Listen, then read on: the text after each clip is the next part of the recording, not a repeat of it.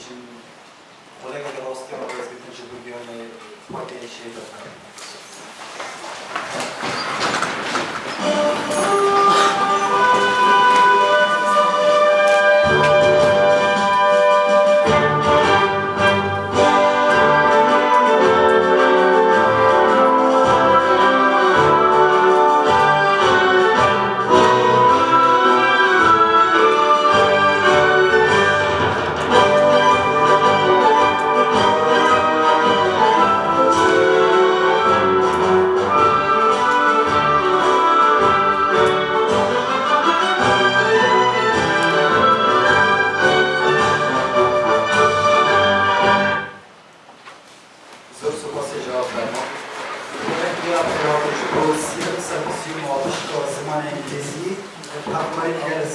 Zakho فقولي كردي وما دبونا وغير كلية زانست المروادي بروفيسور هاريكار اتفاق حسن نهوجي جبو بشكلنا بيبا سرقة دخازش وغير كلية زانست المروادي بروفيسور اتفاق فرد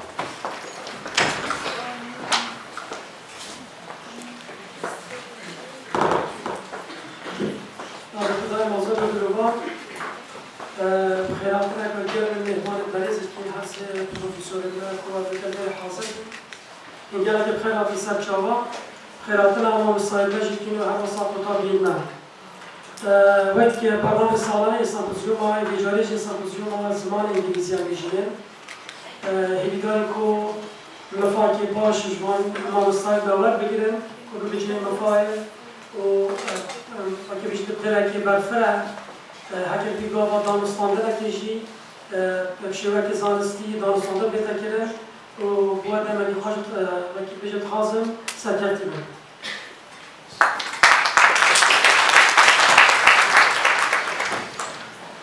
زور سپاس دکتر. الان دخوازش سرک پشکی زمان انگلیسی پروفیسور هاریکار دکتر سلمان شیر فرمود.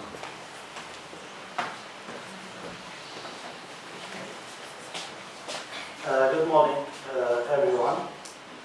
Welcome to the Symposium of English Department, the third symposium.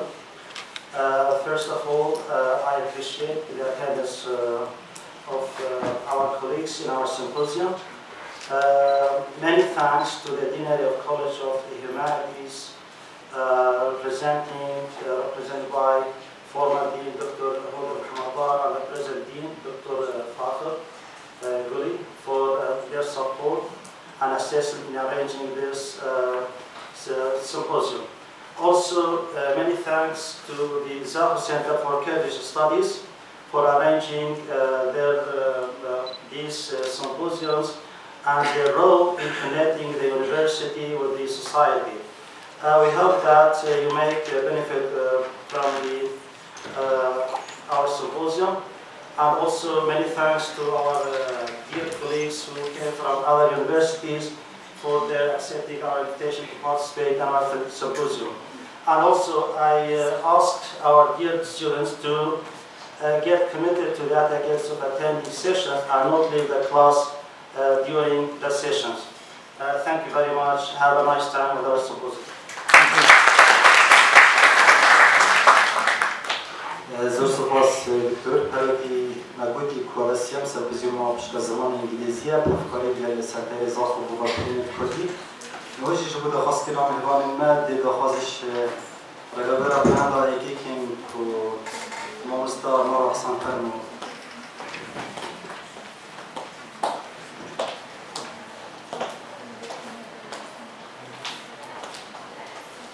Ladies and gentlemen, and thank you so much for joining us on the third symposium held by English Department, Intertwining of Language, Literature and Culture. And now we are going to start with the first panel of this symposium, Language and Culture. But before we start, I would like to take a moment to introduce our dear presenters. Assistant to Prof. Dr. Ahmad Sigar from the University of The Hague, and Assistant to Prof. Dr. Shivan Tuma, also from the University of The Hague, and Assistant Prof. Dr. Idris Hassan from the University of Akron.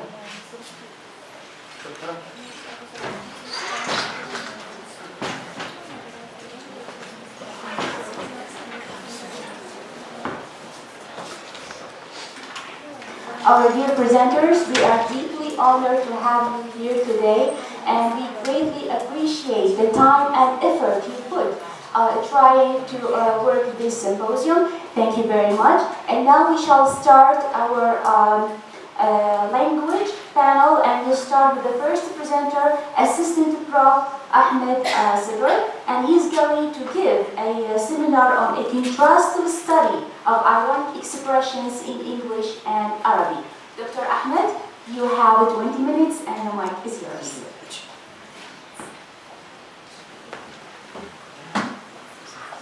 Good morning, everyone. First of all, I'd like to express my sincere thanks and appreciation to the Dean of Faculty of Humanities, Dr. Carter, and I would like to congratulate him for his new post. Also, I'd like to express my sincere thanks to my colleague, Assistant Professor Dr. Sanaa Shero for inviting us to participate in this event. The topic of my presentation is a contrastive study of ironic expression in English and Arabic. This is a research paper. It was published in Journal of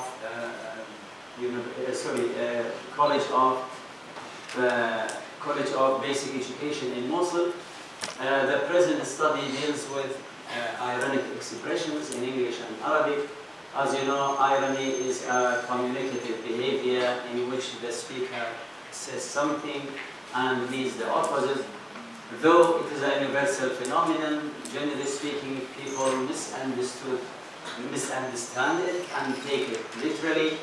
So this study aims at distinguishing between literal and ironic expression and showing the similarities and differences between ironic expressions in both English and Arabic.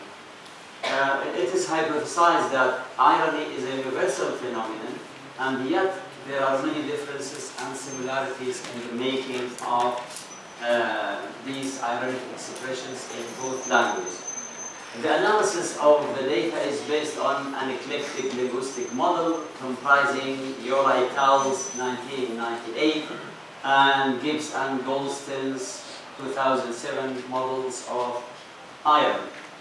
The application of this model to the selected data has yielded some findings and conclusions, the most important of which are the following. I'm not going to read them, I'm going to jump because later on I'm going to talk about this. Introduction, this is an introduction to the research paper. It is about the techniques used, about the methodologies, about the hypotheses, about the data, etc.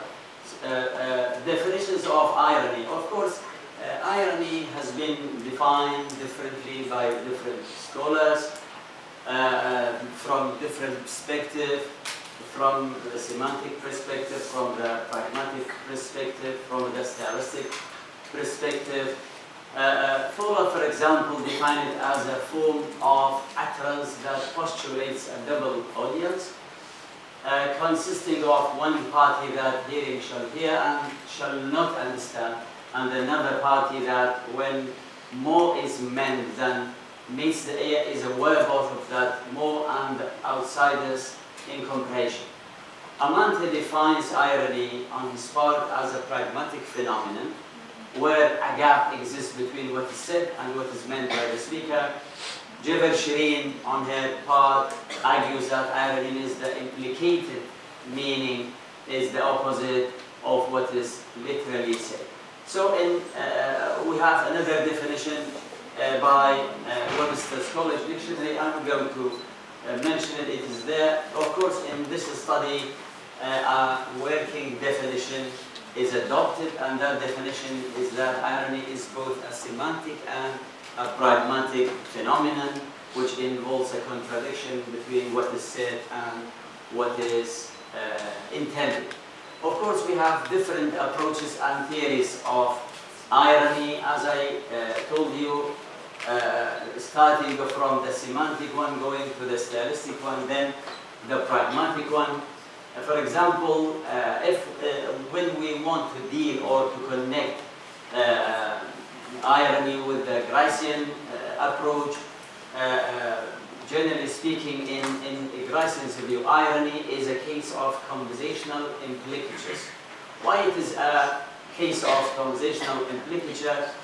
Because there is, let's say, we are going, when we talk about it, we, let's say, implicate a lot of things. He suggests a number of maxims to distinguish between different implicatures during a conversation.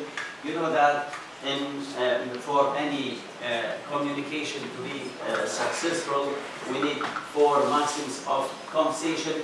Now, irony, how it is related to maxims of conversation. Of course, it violates the maxims of quantity, it violates the maxims of quality, and even it violates the maxims of manner and relevance.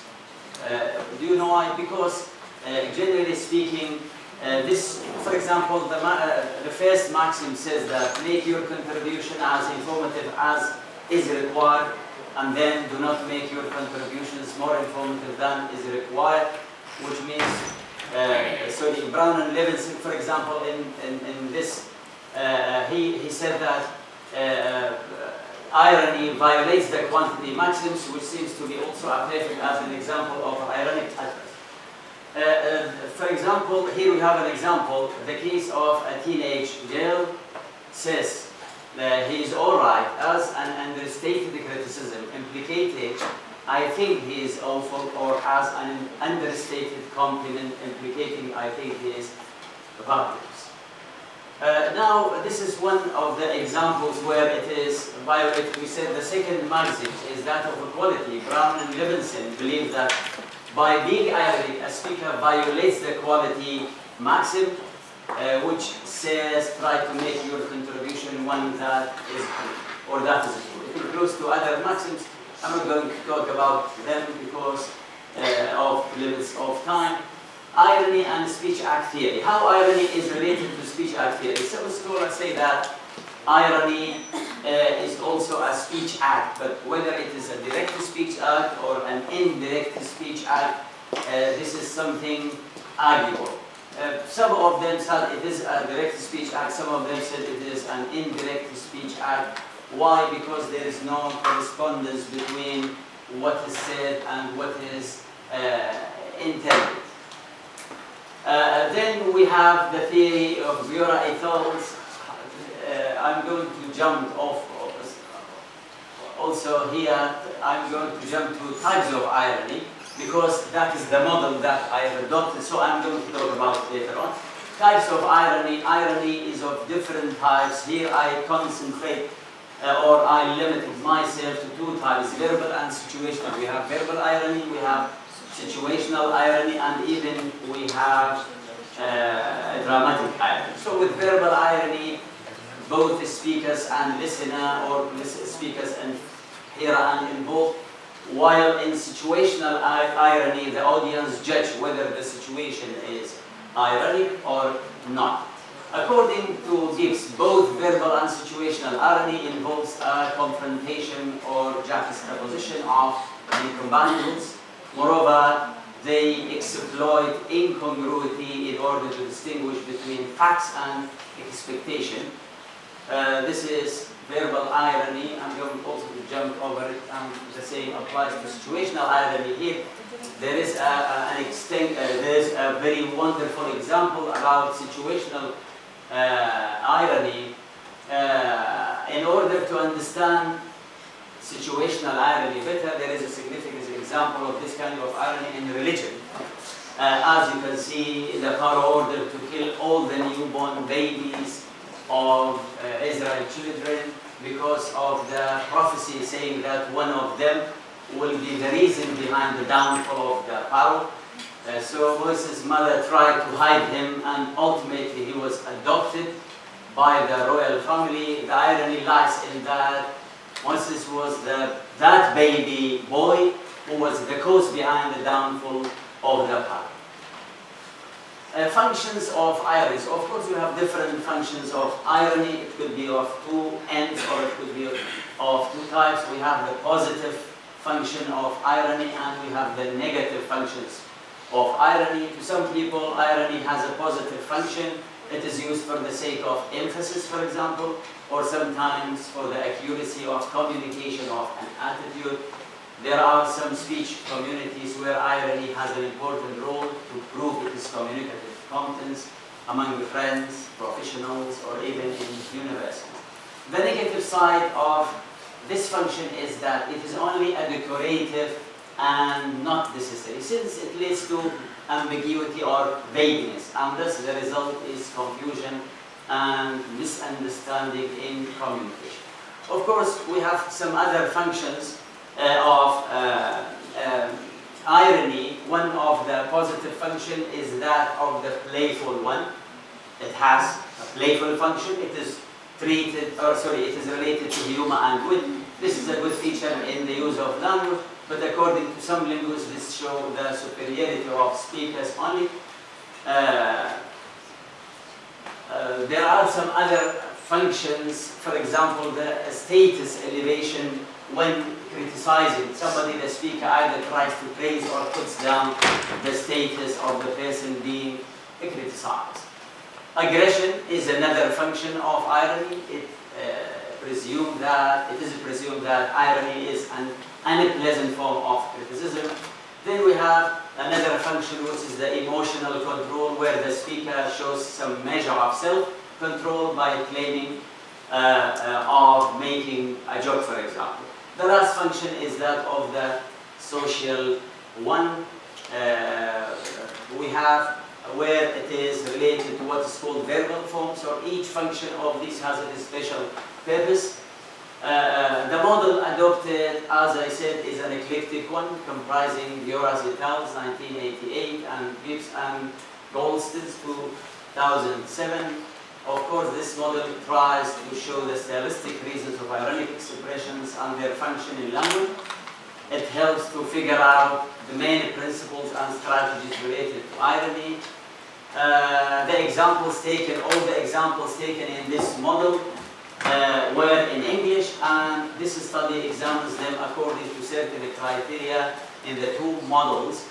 Dioras, from a pragmatic point of view, simply because it tries to differentiate between the literal meaning and the ironic one. The difference is according to familiarity, priority, and frequency of the expression. On the other hand, by the adoption of Gibbs and Goldstein's model, the analysis takes these points into account: the kind of irony, whether it is verbal or situational, the reasons behind its usage, whether it is for humor, politeness, etc., then the function of expression. What is interesting is the examples. For example, these are English examples. The first situation in which we use ironic expression is that of opposition.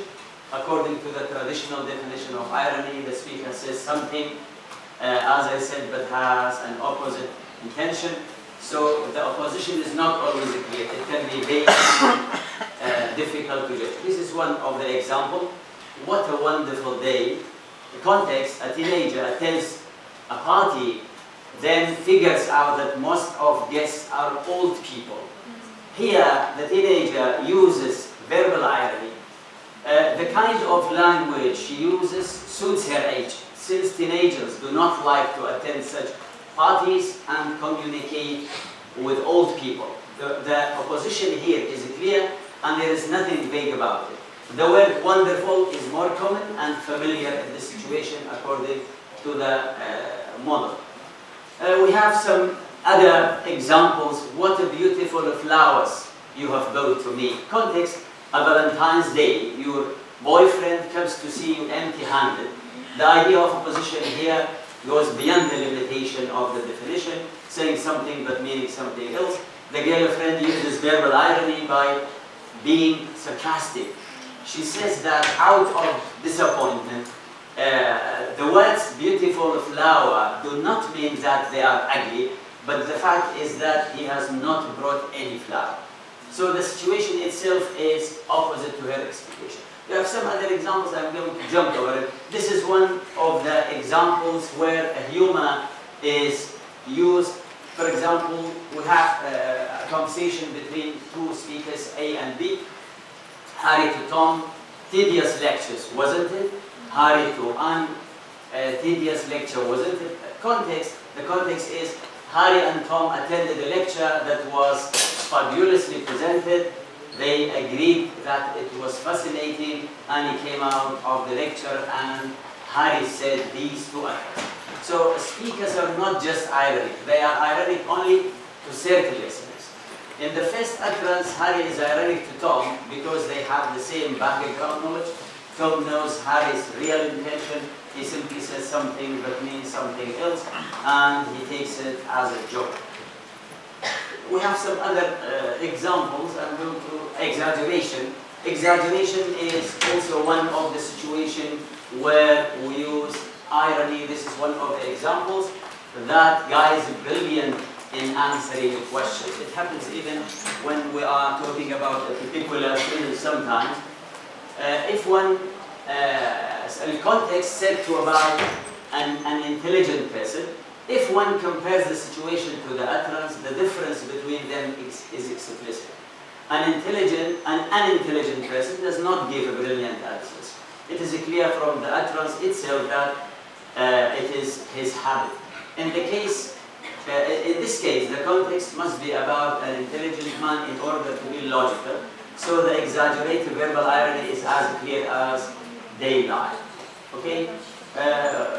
We have some other examples. I'm going to jump over it. Examples of situational irony. This is very interesting. As I said, examples of this, and this is one of the examples. You can look at it. Of course, this type of irony does not need any explanation because you can understand it from the context itself. It is the next situation. This is one of the situations is significant. Those who always ask for peace, their behaviors should be according to their principles. A peaceful protest turns into a violent act. So people start quarreling and beating one another.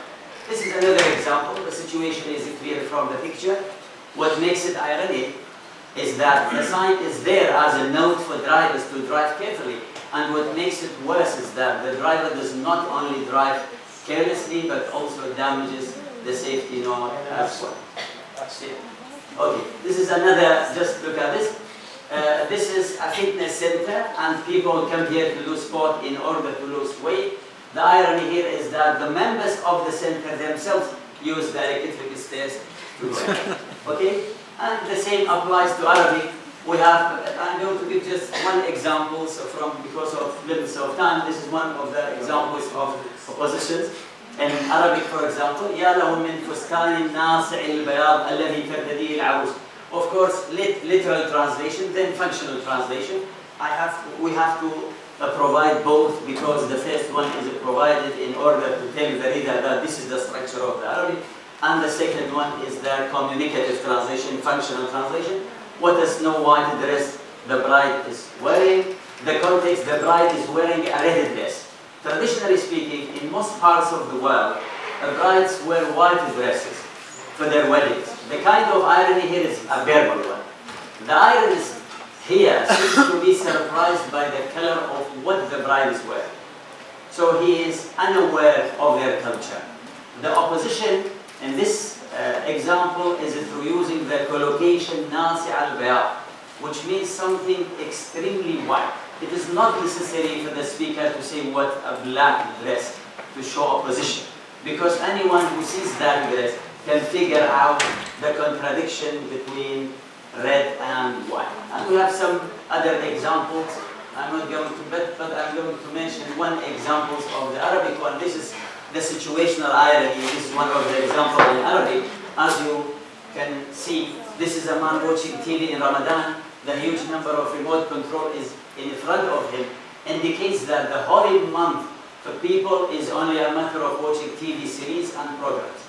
The irony is that man is supposed to pray to Allah as much as he can, not to watch TV as much as he can. And this is another example. This is also interesting. This picture speaks about the relation between the Arab countries from a political point of view. They are always proud of their history and glorified. They act as brothers, but the reality is something else. The irony is in the picture. The irony in the picture itself shows two Arab presidents welcoming each other warmly, and at the same time they are stabbing each other in the back. So we have some other examples, but now this is also another example about Friday. You can just look at it. Conclusions, the study has come up with some findings and conclusions. Irony is a communicative message in which there is a gap between what the speaker says and means. Gradus maxims cannot be applied to ironic utterances since they violate two maxims, particularly the quantity and quality one, because they are insincere. There is no clear-cut evidence of irony as a speech act, whether they are direct or indirect, because we have insincerity condition, non-sincerity condition. Ironic utterances take more time to be comprehended than literal meanings. With verbal irony, one must be careful with the matter of timing, because generally speaking, you should say that ironic expression in its time. Not before it, not after. The speaker must choose a suitable time for the ironic utterance. Otherwise, they will be literal. Or maybe they will be a kind of humiliation to or insulting to the hearer. Situational irony does not need participants or utterances. It depends on the judgment of the audience. Then situational irony begins with surprise, then develops different kinds of emotions such as sadness, disgust, or anger. Then there are two functions of irony, positive and negative. The former is related to wit and humor, while the latter refers to the unpleasant criticism and the humiliation of the addressee. One cannot understand ironic expression without being aware of the context of situation. The study verifies the hypothesis that irony is a universal phenomenon because it has been examined in two languages. In most cases, ironic expressions are similar to each other in both Arabic and English, or English and Arabic, except for some situations. The difference falls in the usage of some utterances that are exclusively related to a certain culture, whether English or Arabic. Ironic expressions in Arabic are more figurative than those in English. Opposition, humor, and exaggeration are the most common devices to form ironic expressions in both languages. And thank you very much. Thank you. I'm sorry for prolonging. It's okay. I have a lot of examples. Very interesting topic in language. Thank you, Dr. Ahmed. Your presentation was not only informative, it was also engaging and thought-provoking. And now we shall move to our second presenter, Dr. Shivan Juma, and he's going to give a presentation on exploring the power of contrasted grammar in translation and language learning and teaching. Dr. Shivan, you have 20 minutes and the mic is yours.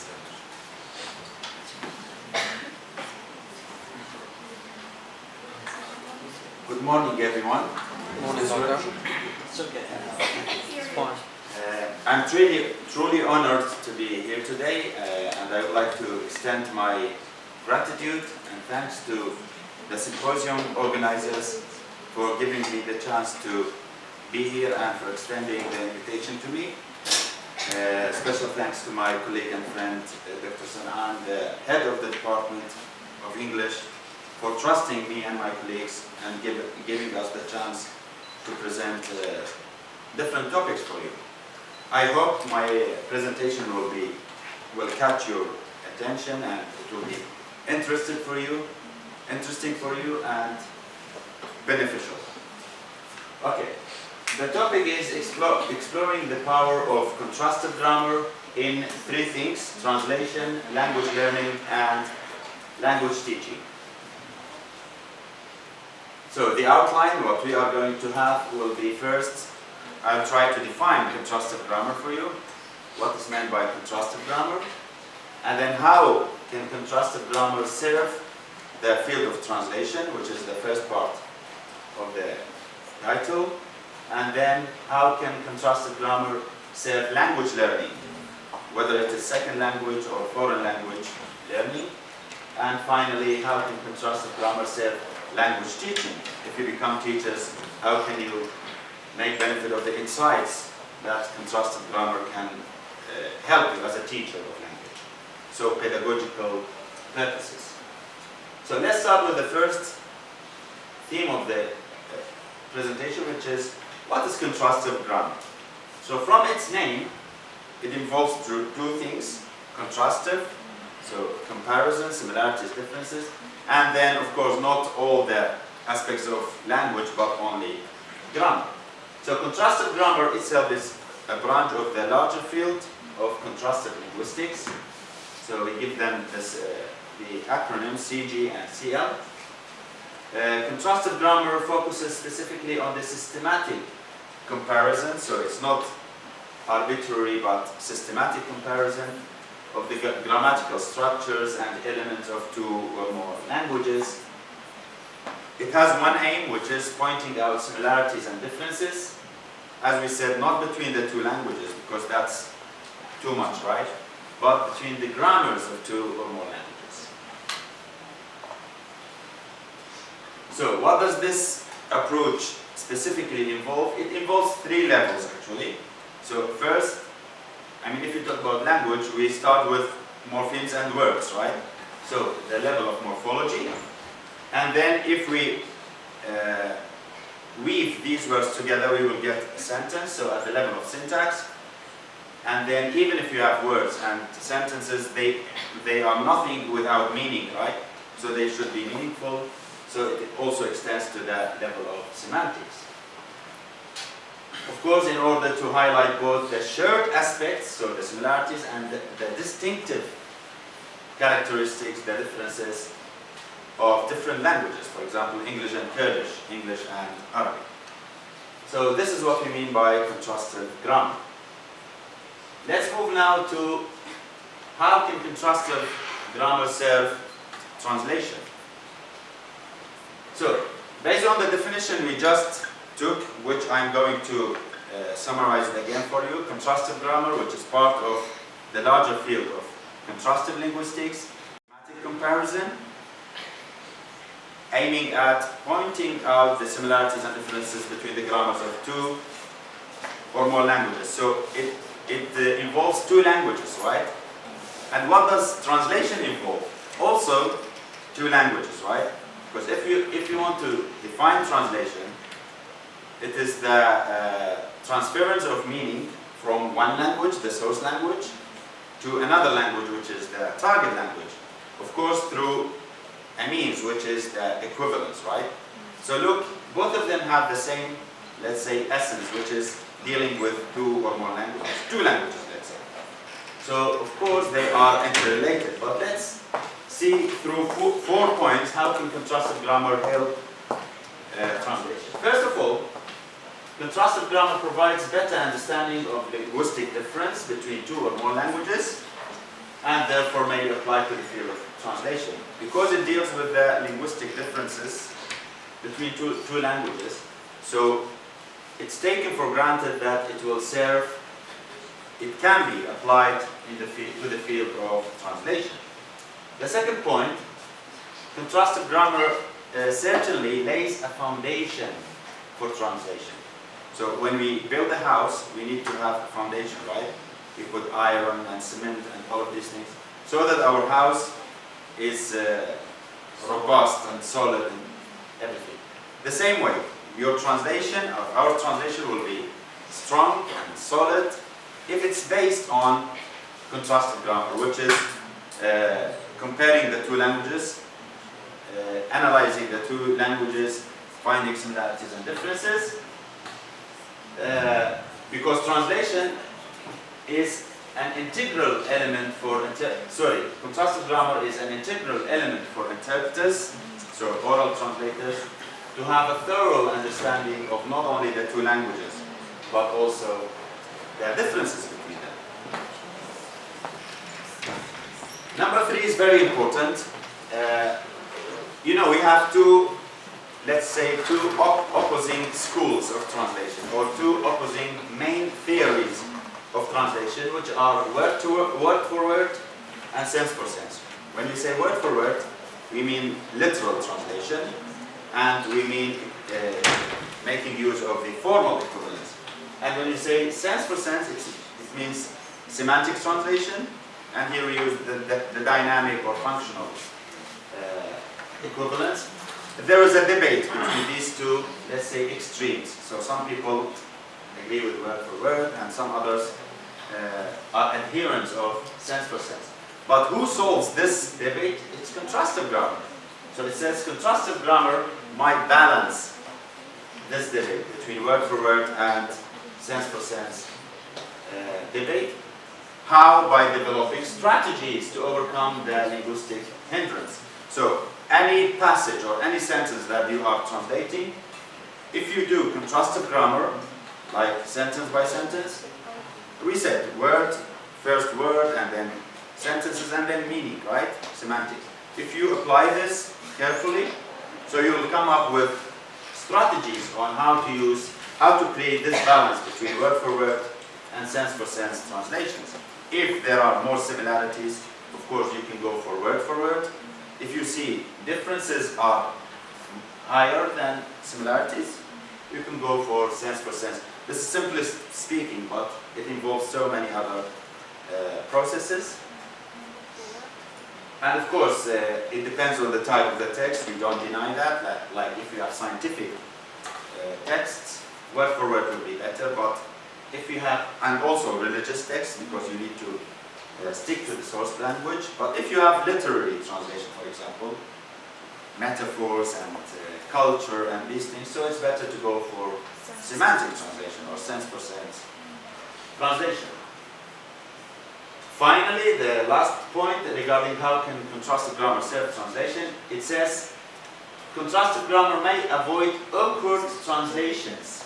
So we don't say wrong translations, because of course when you come to deal with contrastive grammar, you are at a higher that your translation is not wrong, it's good, it's correct, but here it's not about whether the translation is correct or not, it's about whether it is awkward or, let's say, natural.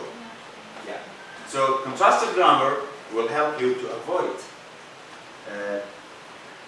being awkward, your translation being awkward, which is called translationese. What we mean by that? We mean it's awkward and ungrammatical due to overly literal translation. Because, as we said, if you do not create this balance between word for word and sense for sense translation, then your translation will be either too literal, which is not good, or too semantic, which also has its risks, you know. So only contrastive grammar can create this balance, and it will make you avoid translationese and awkward translation.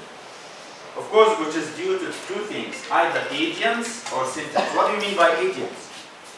Idioms, when culture has to do with language, through idiomatic expressions, either metaphors or proverbs or even idiomatic expressions. And I will give you examples. For example, in English, if you say, it rains cats and dogs, if you know the culture of English and Kurdish, let's say, you should not translate it literally, right?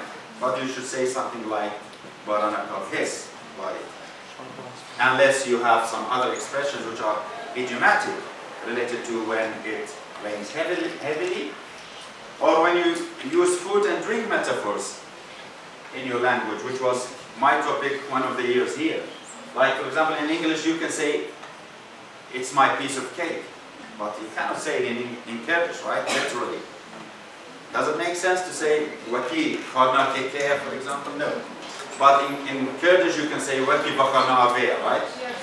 So you are still using a food or drink metaphor and conveying the same meaning. And for syntax, especially, we have word order. Word order is always different, right? Like English, if you say a very simple sentence, she reads a novel. So subject, verb, object. But in Kurdish, it should be subject, object, and verb. You cannot say أو دخيني رومانك, right? You should say أو رومانك دخيني. So again, it's contrastive grammar that helps you be aware of these differences. So this was regarding how can contrastive grammar serve translation. Let's move to the third theme of the presentation, which is how can contrastive grammar serve language learning. So, contrastive grammar can be a valuable resource for language learners in several ways. For example, we'll go through them one by one. Error correction. By comparing the grammar of the native language with the language they are learning, for example, English and Kurdish, learners can identify and correct common grammatical mistakes. So it's a good way to correct the common grammatical mistakes or errors. This helps in building accuracy. So this is the key word here, accuracy in the language use. It's contrastive grammar that helps you to be an accurate language learner or language user. Highlighting differences. We already touched upon that with translation, but here as well, contrastive grammar draws attention to the differences between the structures and rules of two languages, as we talked about that in the definition. So this awareness is important, it's crucial for learners to avoid, as we said, direct translation and understand how to construct sentences idiomatically in the target language. It will also improve your syntax and sentence structure. So understanding contrastive grammar aids learners in grasping the syntactic structures and sentence patterns. So, for example, simple sentences, compound sentences, complex sentences, etc., which are unique to the target language. This knowledge contributes to improved sentence construction and overall fluency. And also, very importantly, cultural sensitivity. Since grammar is often tied to cultural nuances, by nuances we mean these small differences, contrastive grammar can make learners more aware of cultural differences in language use.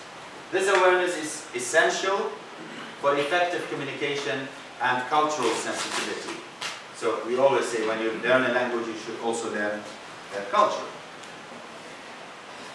So these were the main points, but additionally, it can also help second and foreign language learners with these things.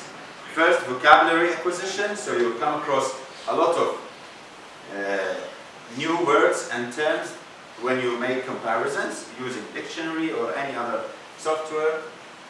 So you will acquire further vocabulary. Transfer of knowledge. So you can transfer the knowledge from your native language to your second language, but you should be careful to avoid what is called negative transfer, especially when the structures are different. But if the structures are similar, you can use them as they are in your target language. So again, it's contrastive grammar that helps you in this process. And pragmatic competence. And pragmatics is sometimes related to culture as well. And structural awareness. And self-guided learning. So you don't need to have a language helper or a tutor or a teacher, but you can guide yourself and make yourself a self-learner. So, in summary to this part, contrastive grammar serves as a practical tool, not theoretical tool for language learners, by providing a structural framework for understanding the grammar of both the native language and the language that they are learning. This knowledge enhances overall language proficiency and contributes to more accurate and nuanced language use. We are only left with the last part of the presentation, which is the link between contrastive grammar and language teaching, so the pedagogical, let's say, purposes of contrastive grammar. So it says contrastive grammar can serve language teaching in various pedagogical ways. So contributing to a more effective and targeted approach to language instruction. Here are some special pedagogical purposes of contrastive grammar in language teaching. So for each one of them, I've given the purpose and then how we implement it. So the first one is error analysis and correction. So the purpose is to identify and address the common errors made by learners based on the differences, of course, between the native language and the target language, which is the job of contrastive grammar. How do you implement it? Through analyzing learners' errors. You as a teacher, you analyze your students' errors and provide targeted feedback and design activities that focus on problematic areas. And of course, this is also linked to research, and this could have been added as a fourth element to contrastive grammar, like the link between contrastive grammar and contrastive studies or research, but I thought it would be too much for 20 minutes, but I can talk about it after we finish this very shortly.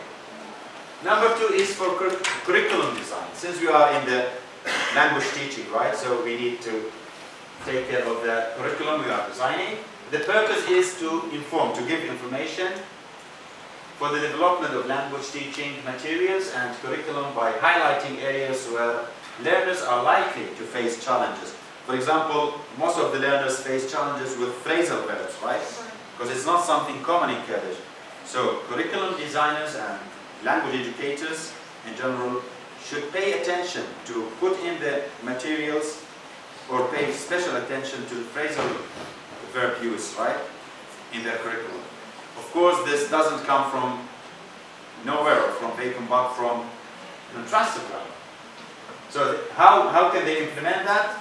As I said, designing lessons that explicitly address contrastive features, integrating them into the overall curriculum to scaffold or support learning. Another area would be modal verbs, because we don't have them in Kurdish, right?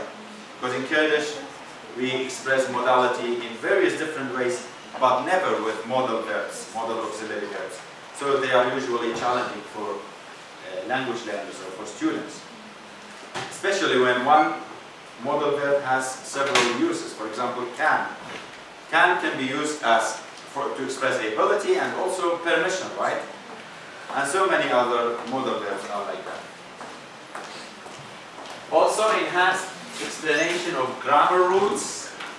So the purpose is to make grammar rules more accessible. All of us hate rules and grammar, right? It's boring. But through contrastive grammar, you will make them more practical, more accessible, and use contrastive examples, of course, to illustrate grammar concepts, helping learners relate new information to their existing language, linguistic knowledge. And the final point is promoting awareness of cross-linguistic variation. There are no two similar languages, right? So cross-linguistically, there is a lot of variation. Again, contrastive grammar shows this for us, and the purpose is to foster or to strengthen our understanding and application of the diversity of grammatical structures across language. And we can implement that through engaging learners in discussion about cross-linguistic differences, encouraging them to reflect on how languages express similar concepts in distinct ways. So the principle is the same, we say, academically speaking, but the parameters are different.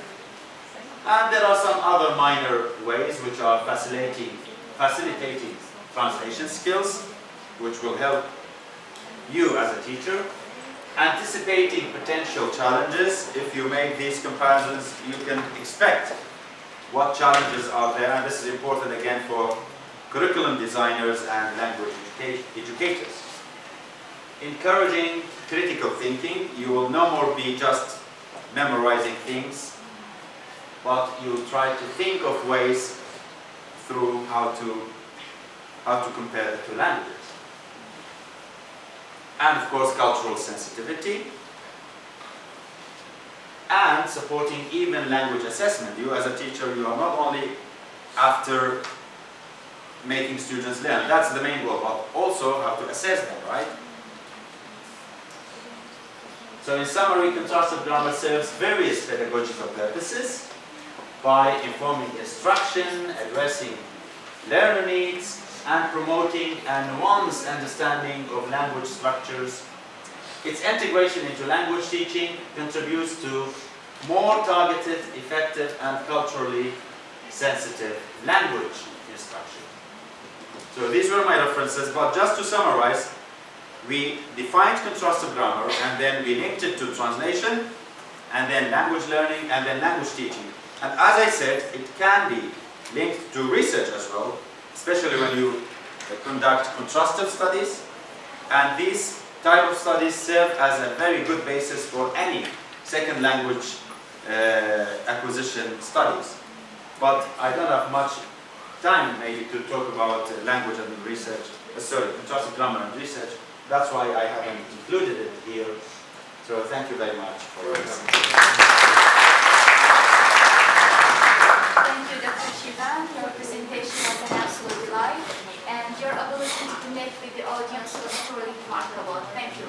So now we shall move to our third presenter, Dr. Idris Hassan, and he is going to give a presentation on translation and culture. Dr. Idris, you have 20 minutes, and the stage is all yours. Thank you so much, Ms. Marwa. Thank you so much for the College of Humanities at the University of Zakho. And thank you for the president or the head of the department, Dr. Sanan, giving us the chance to take part in this symposium. Land of Hope and Glory, والله تجيبيه ومتى وأنشكمندي. It works, it depends. The advantage of this method, the literal translation, it provides the faithfulness to the source text, faithfulness.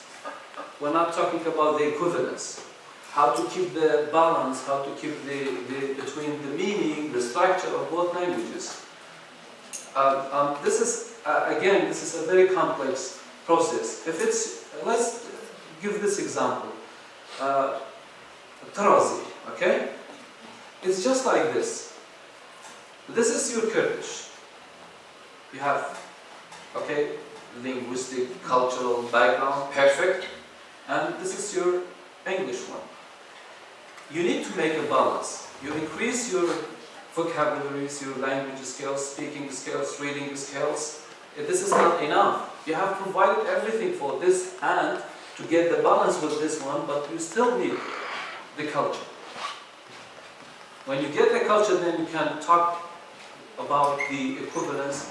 In this case, equivalence will be much more easier. Memorizing words, reading only let's say at the university and the school, it doesn't mean that you have good language skills. We talked about substitution. Sometimes it works. Milometer, pivare duratiere. Okay, it works. I have given the equivalence in both languages. We do create words when we translate. Okay, we create words because sometimes borrowing is not accepted. Borrowing cannot be accepted, and this is because of many factors. One of which it might be the phonological issues. Okay, the phonological issues. I believe if the university, the students might borrow this word, but because it's not easily pronounced, that's why students avoid, or sometimes it is taboo. We have some examples. Sometimes it's taboo. We don't want to borrow it literally because it gives a different meaning in our culture. That's why we avoid borrowing and we create. I don't know. You can check later.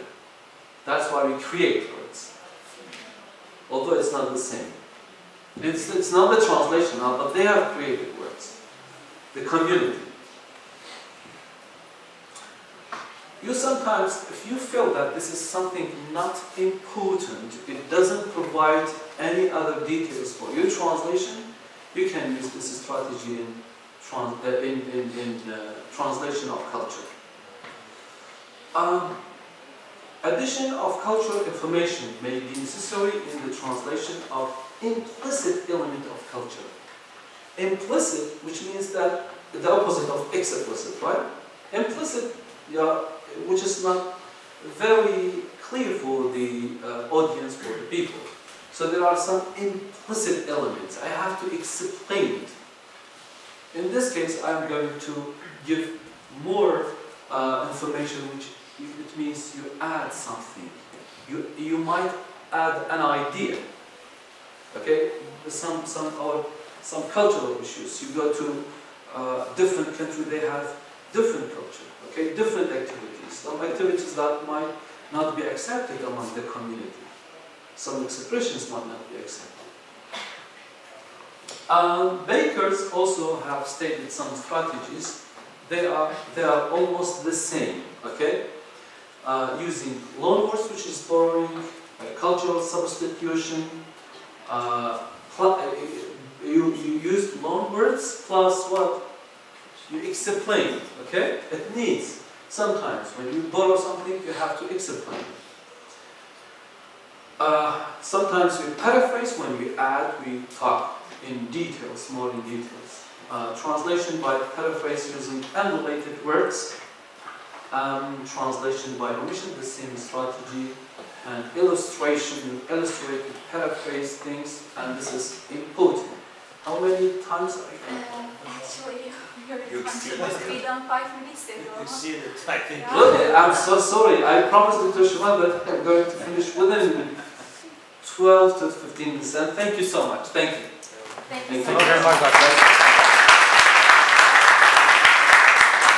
Thank you so much, Thank Dr. Idris. Your insights and ideas are truly valuable, and you have given us a new perspective on the topic. Thank you so much. So now that we're done with presentations, we have 15 minutes for questions and discussion. Yes, Doctor? I think no one will ask me any questions No. because it wasn't clear. Right?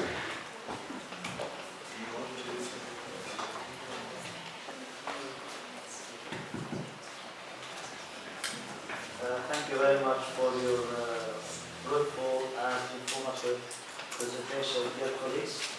I have the three presentations are very useful and informative, and I got much benefit from it.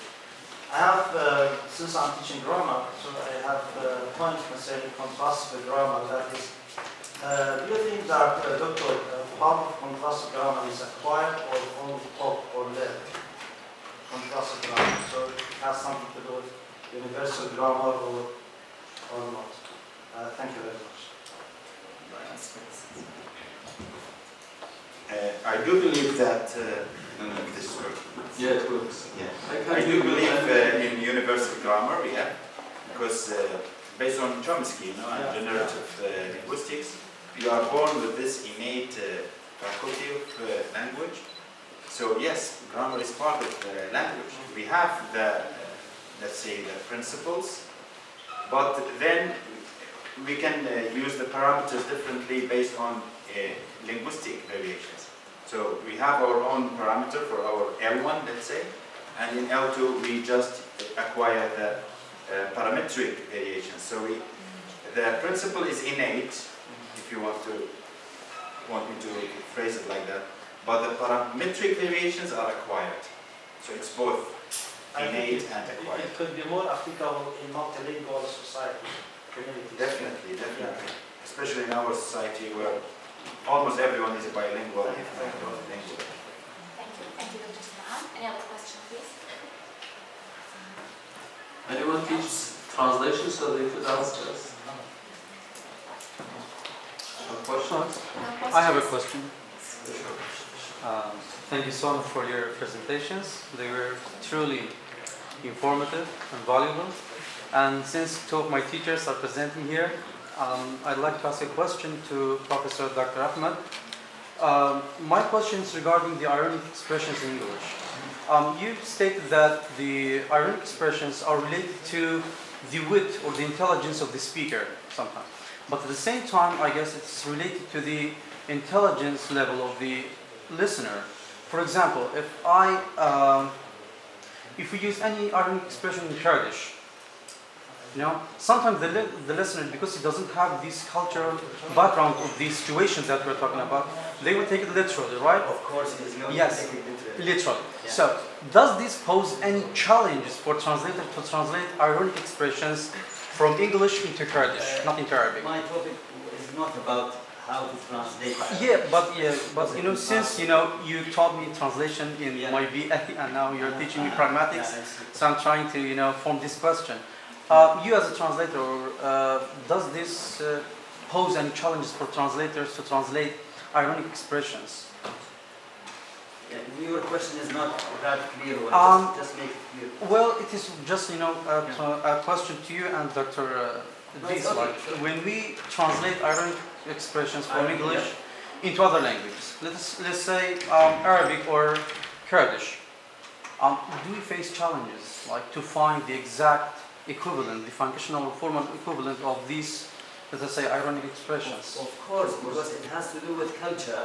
Yeah, it is culture specific, Talk about, right? culture specific bound, let's say culture bound items or culture specific Yeah. bound items. Of course, when this is irony in itself is a communicative behavior. Since it is a behavior, whether it is a verbal one or a non-verbal one, Yeah. so it is what it's culture. It's culture. So culture is already there. I have a question to Dr. Adriz, because you asked me that question, that leads to something else. I think you should have talked about the relationship between language, culture, and translation. Now, what's the relation between language and culture? There is a Is close culture affected by language, or is language affected by culture? Of course, this is something arguable. This is something arguable. And you know that language is just a small part of culture. It is a very small part. You define culture as, let's say, a set of either linguistic or non-linguistic behavior. So linguistic behaviors, this means that we are going to use language. The non-linguistic behaviors, for example, we have a lot of things in the non-linguistic behaviors, like I think you talked about this. For example, we have our habits, our customs, our beliefs, our social beliefs, our economic beliefs, our religious beliefs, our ideologies, our foods, our clothes, a lot of things. I expect that you are going to give examples from Kurdish in English, or English in English, but you didn't. Yeah. For example, you remember the examples of على سبيل المثال رش القيري على سبيل المثال Now, which one of them is a cultural one, which one of them is a semantic translation, which one of them is a communicative one? If I say as black as tar, and if I say as black as ink, for example, now which one of them is more accepted and which and why? This is one. Then you talked about, you and Dr. Shaban, you mixed between what we call translation as transference of meaning and translation as equivalence. You know that for communication to be successful, we needed three things. First of all, we need language, then we need culture, then we need reality. I think in literature, you are going to refer to it as reality. You will say context of situation or the setting. Now, you mix, even when it comes to word-to-word translation and sense, I think sense for sense or sense-to-sense translation, we will not say that these are types of translation because different scholars classify translation into different types. Now, you mix things together. Even when it comes to literal translation, now what's the difference between word-to-word and literal translation? Now, Doctor, word translation, sorry. What is your clear question? Now, what's the difference between word-to-word translation and what is literal translation? Word-to-word translation, we Do you want me to answer or you're asking me to answer? Answer it at the same time. Okay. And time is flying. Yeah. Time is flying. Time is Okay, just We need to the- explain this. Thank you so much. Because I have a lot of a question here. Yeah, I have the answer to your question if they allow you. Word-for-word translation is that when you follow, like for the English sentence, you translate word by word. You find the first one, the University of Zakho. Zakho, Zakho, announced, Ragahan, and then you do this. This is word for word translation. You adopt the grammar sequence of the source language. No, we don't adopt. We adopt the grammar of the source language. While literal translation They give the literal meaning of the words, but they adopt the grammar of the target language. So one of them is source language oriented, the other is target language. Yes. Yes. Another question. No, excuse me, please, could you make it short because we are literature. You're going to push us far after that, right? No, We we sacrifice. more We make interesting. it We already started late. That's No, why. it's okay, yeah. I would be very pleased if I've seen some examples. For example, you talked about the role of contrastive grammar, or the power of contrastive grammar in terms of translation. We haven't seen any examples.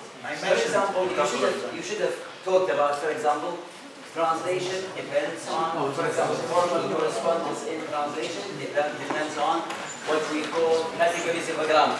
Then you would give examples about only 20 minutes. examples are necessary. Doctor, I also mentioned the examples. Sorry, you said the examples. I mentioned the strategies, Doctor Ahmed. Yes, please. I mentioned the strategies that you are going to follow to solve and to give the translation based on the culture. I give strategies. Yeah. That was really interesting. Thank you very much. I'm afraid time is up.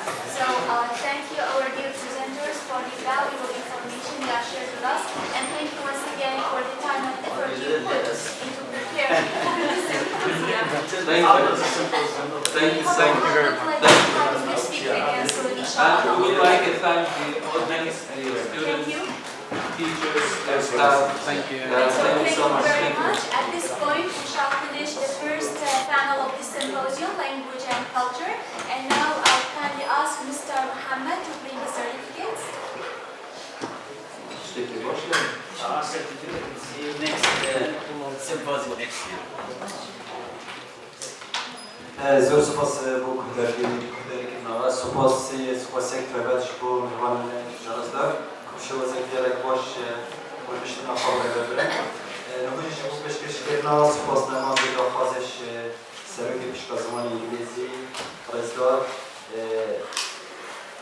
دکتۆر سەنعام شێرفەر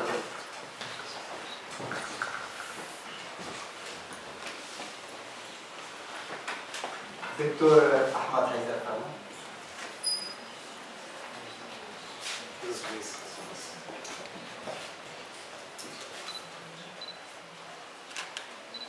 دكتور شوان شليمون فهمي.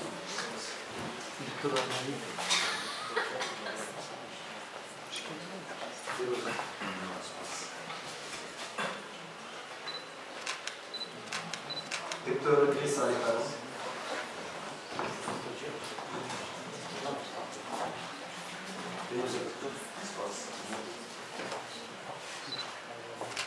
Jeżeli dojdzie do myślenia, można robić dyskusję z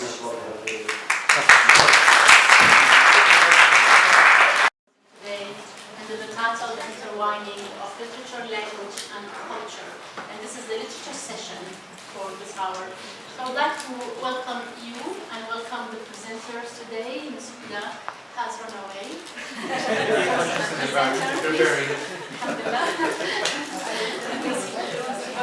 And Skoyan. Yes.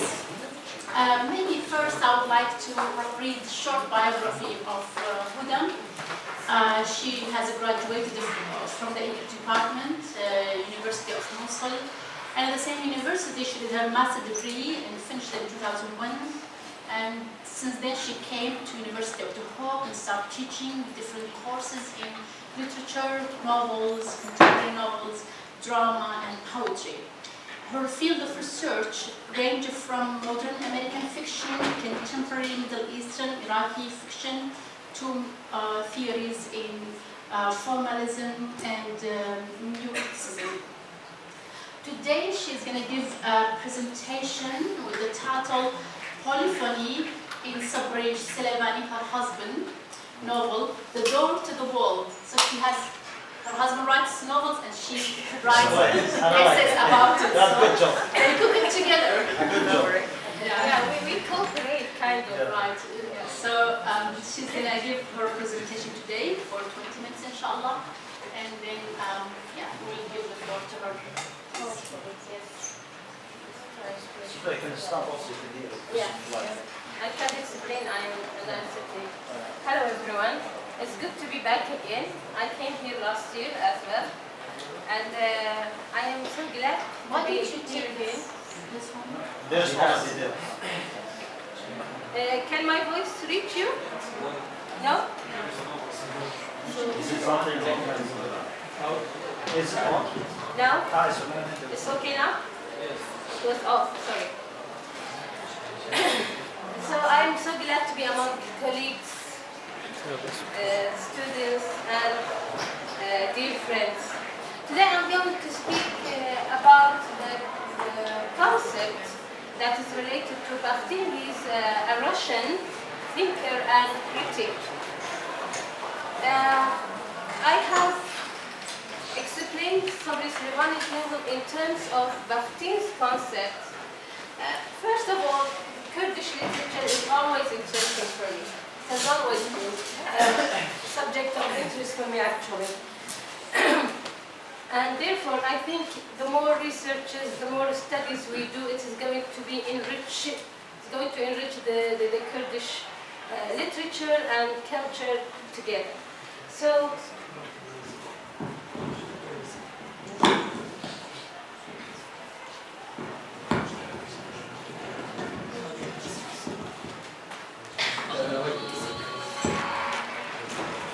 Is it okay? No?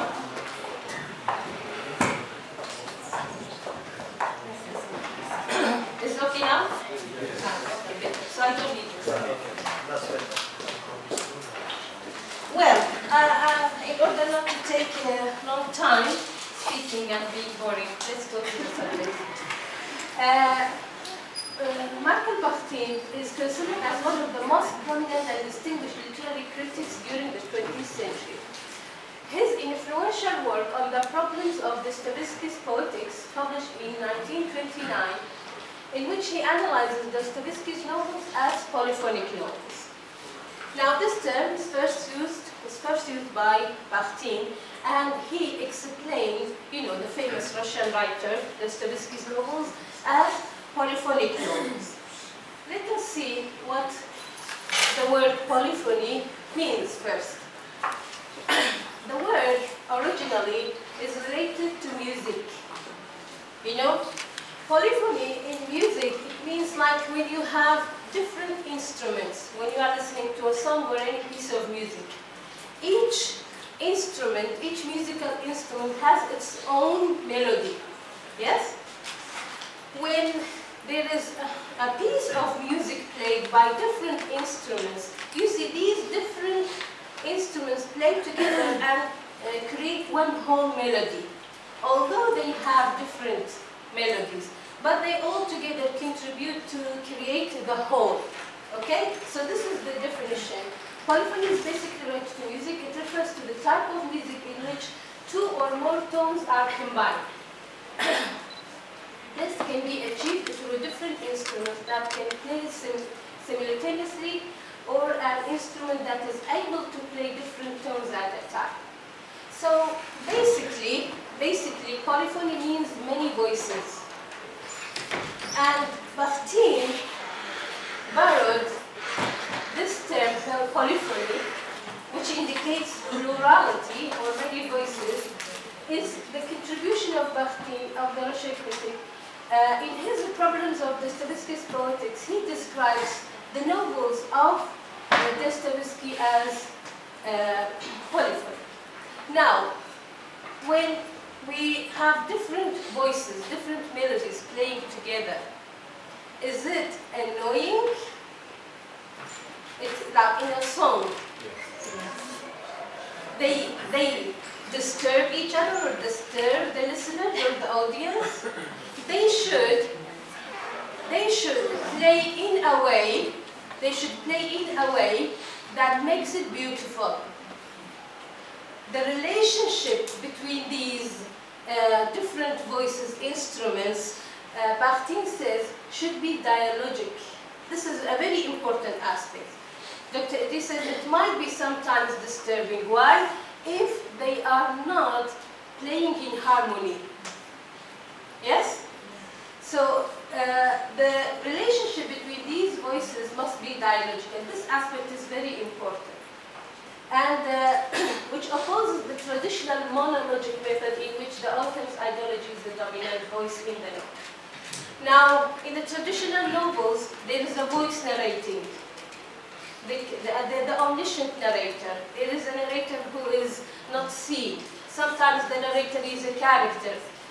But mostly in traditional novels, the narrators are, representing the author's ideas, the author's voice, in a way or another. Bakhtin says this is not quite accepted. Now the characters, the narrators, the events, the ideas, all of them are voices. And there must be a kind of dialogic relationship between these voices in order to achieve the balance in a literary work. How? The characters should speak for themselves. They should not be reflections of the author. So the author is not going to be, in this case, the dominant voice that controls the work, and this is going to be reflected on the readers as well. So this allows more space to evaluate any situation from different perspectives. We have different characters in a novel. Each character comes from a different background. How can we achieve this dialogic relationship? All characters are not going to be the same speaking. They are the mouthpiece of the author. Now each character is going to be governed by the background they are coming from.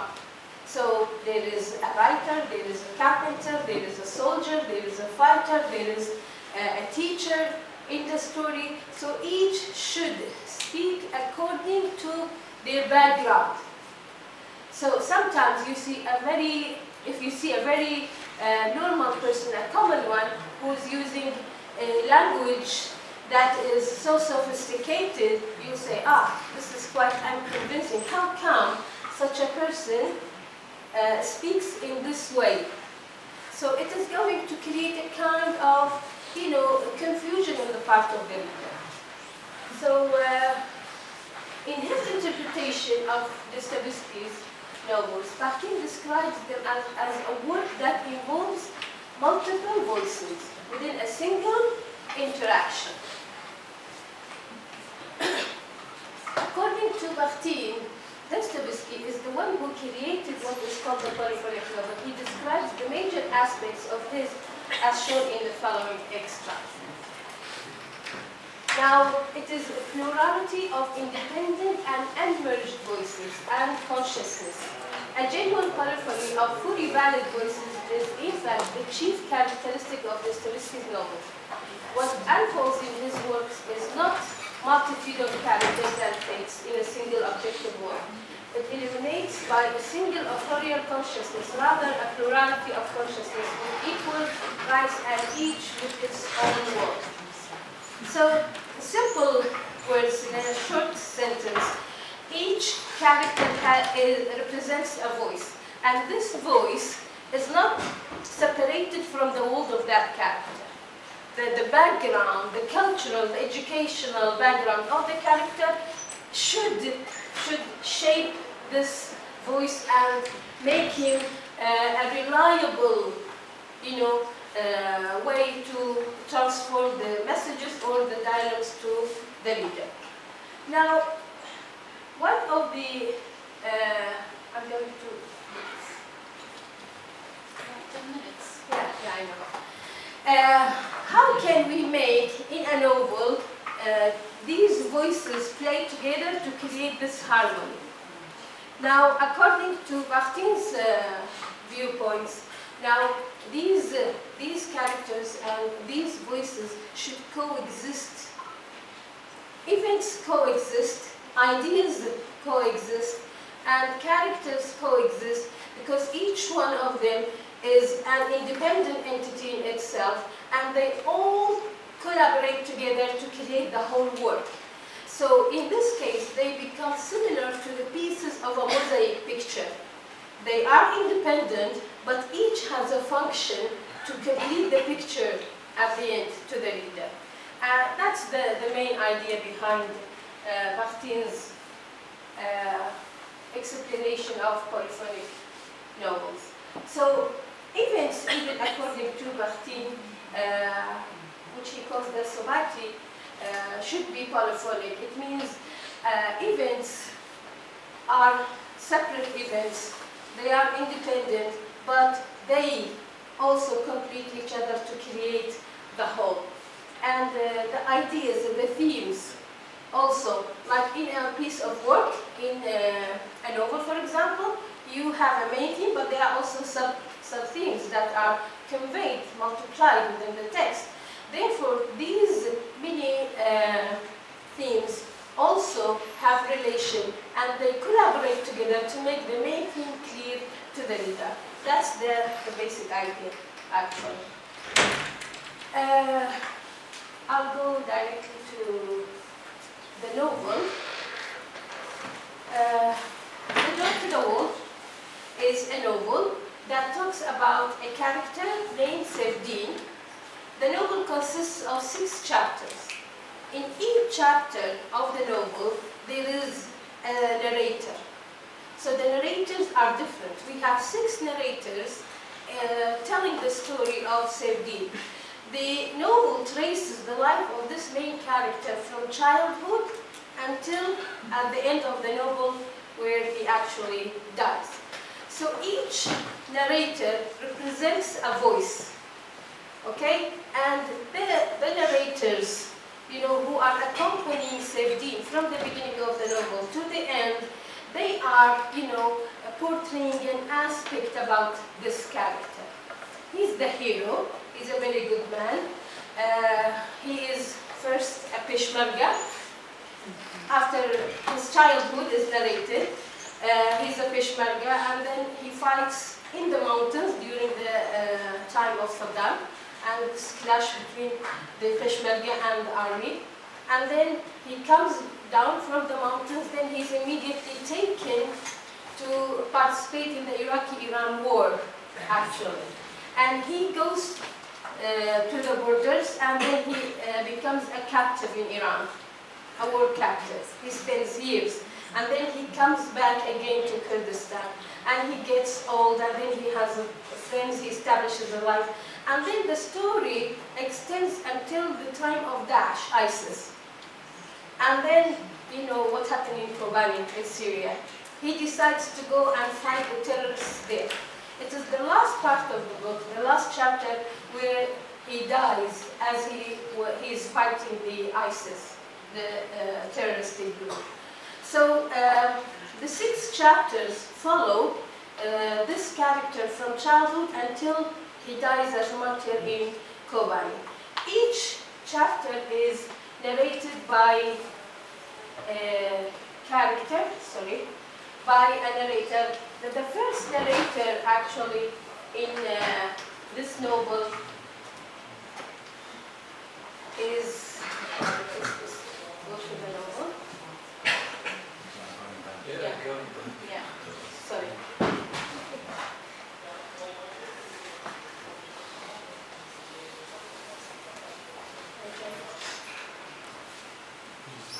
Now chapter 1 in the novel is portrayed by Deshti. He is the childhood friend of Sevdin. He narrates the memories and things that happened with them as a child, the adventures they have as a child, as children, and they are living in a village. So he is 10 years old. So the events are presented according to the perspective of a child. And this is what I mean by polyphony, an independent voice. So all the events are narrated from the perspective of a child, not an adult.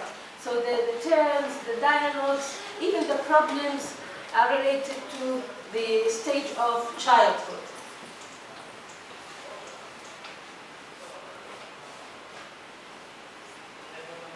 In chapter 2, it is Badr Khan.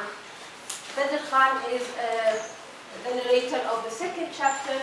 He is a school teacher who works in Duhok, and then by chance he becomes one of Sevdin's friends in the caves on the mountains and all the issues they share together for the cause of the Kurdish nationality. So the things that Badr Khan narrates are all related to adulthood and issues of the Kurdish cause and their problems and what happens on the mountains, how the Iraqi army dealt with them, and all the issues like this. In the third chapter, it is Ibrahim, who is also a distinct narrator. He narrates another stage when the Peshmerga leave the mountains and they come back down, and here as a result of the conflict with the government, and then so we have this different narrator. And the novel goes on like this. In each chapter we have a different voice. There's Faris, who is the fourth chapter's narrator, and there is also, in the fifth chapter, this new character is Ramadan, as they call him Rame in Kurdish. And the last chapter in this novel is narrated by Azad. Azad is the one who is much younger than Saifdin, but he is the one who supports him in the last stage, and he is the one who goes to fight with him in Kobani, and he is the one who narrates to us how this hero dies at the end and he sacrifices himself in order to just contribute, and defend the Kurdish cause in Kobani, fighting the terroristic groups of ISIS. So the events of, now besides the characters, these 6 narrators tell the story from their own perspective. Each character is distinct, each narrator is distinct. Each one of them is coming from a different background. So the language they are using, the attitudes they are adopting, or the messages they convey goes in balance with their background, with their personality. Besides this, the 6 chapters of this novel, each chapter can be considered as an independent story.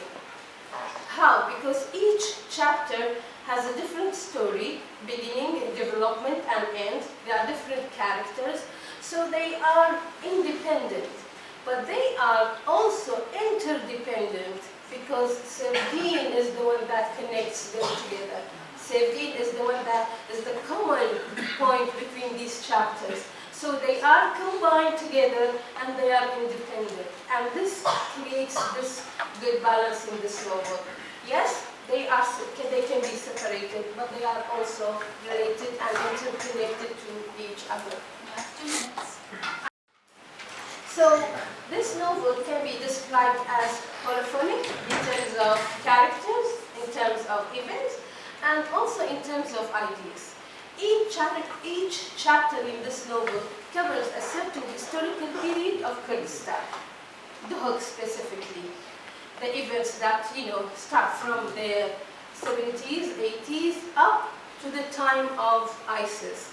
So each chapter is rich with ideas that are related to that period and issues and challenges of Kurds during that period. So as I said, they have become like, the pieces of a mosaic picture. When you put them all together, you will see this story of this hero with this historical, background and indication in the novel. So the events, the ideas, and the characters, these are in harmony, in a dialogic relationship, and they make up the great event, as Bakhtin calls the great event, or the grand narration. Therefore, the picture becomes overall complete, because each voice plays differently and they create this balance. Thank you. I think I finished in time. Thank you so much. Very interesting presentation indeed to an important theory by Bakhtin and this novel of 47. I think I should go to the next one, right? And commence the questions at the end. Yes. Right. So we're going to grill you with the other end, not now. Okay. Grill her. Baruch. I would like to introduce him first. Of course, he is a member of our staff, and let me just read his brief biography. Yes, Baruch Hashim Abdi, he studied English language and literature at the Department of English, Faculty of Humanities, University of Zakho. So he is our son, our faithful, devoted son. And he finished his BA in English Literature and Language. He was a top student. He was my student. He gave me a hard time. He did his master's degree at the same university, Zakho University, and obtained his degree in 2015. And since then, he was teaching various courses of English literature, drama, poetry, fiction, and writing and composition. In addition to, also he has been writing and directing plays based on the Kurdish folkloric heritage. A couple of years ago, very nice, interesting play that achieved great success and harvested good reviews. So we are proud of such a member in our department.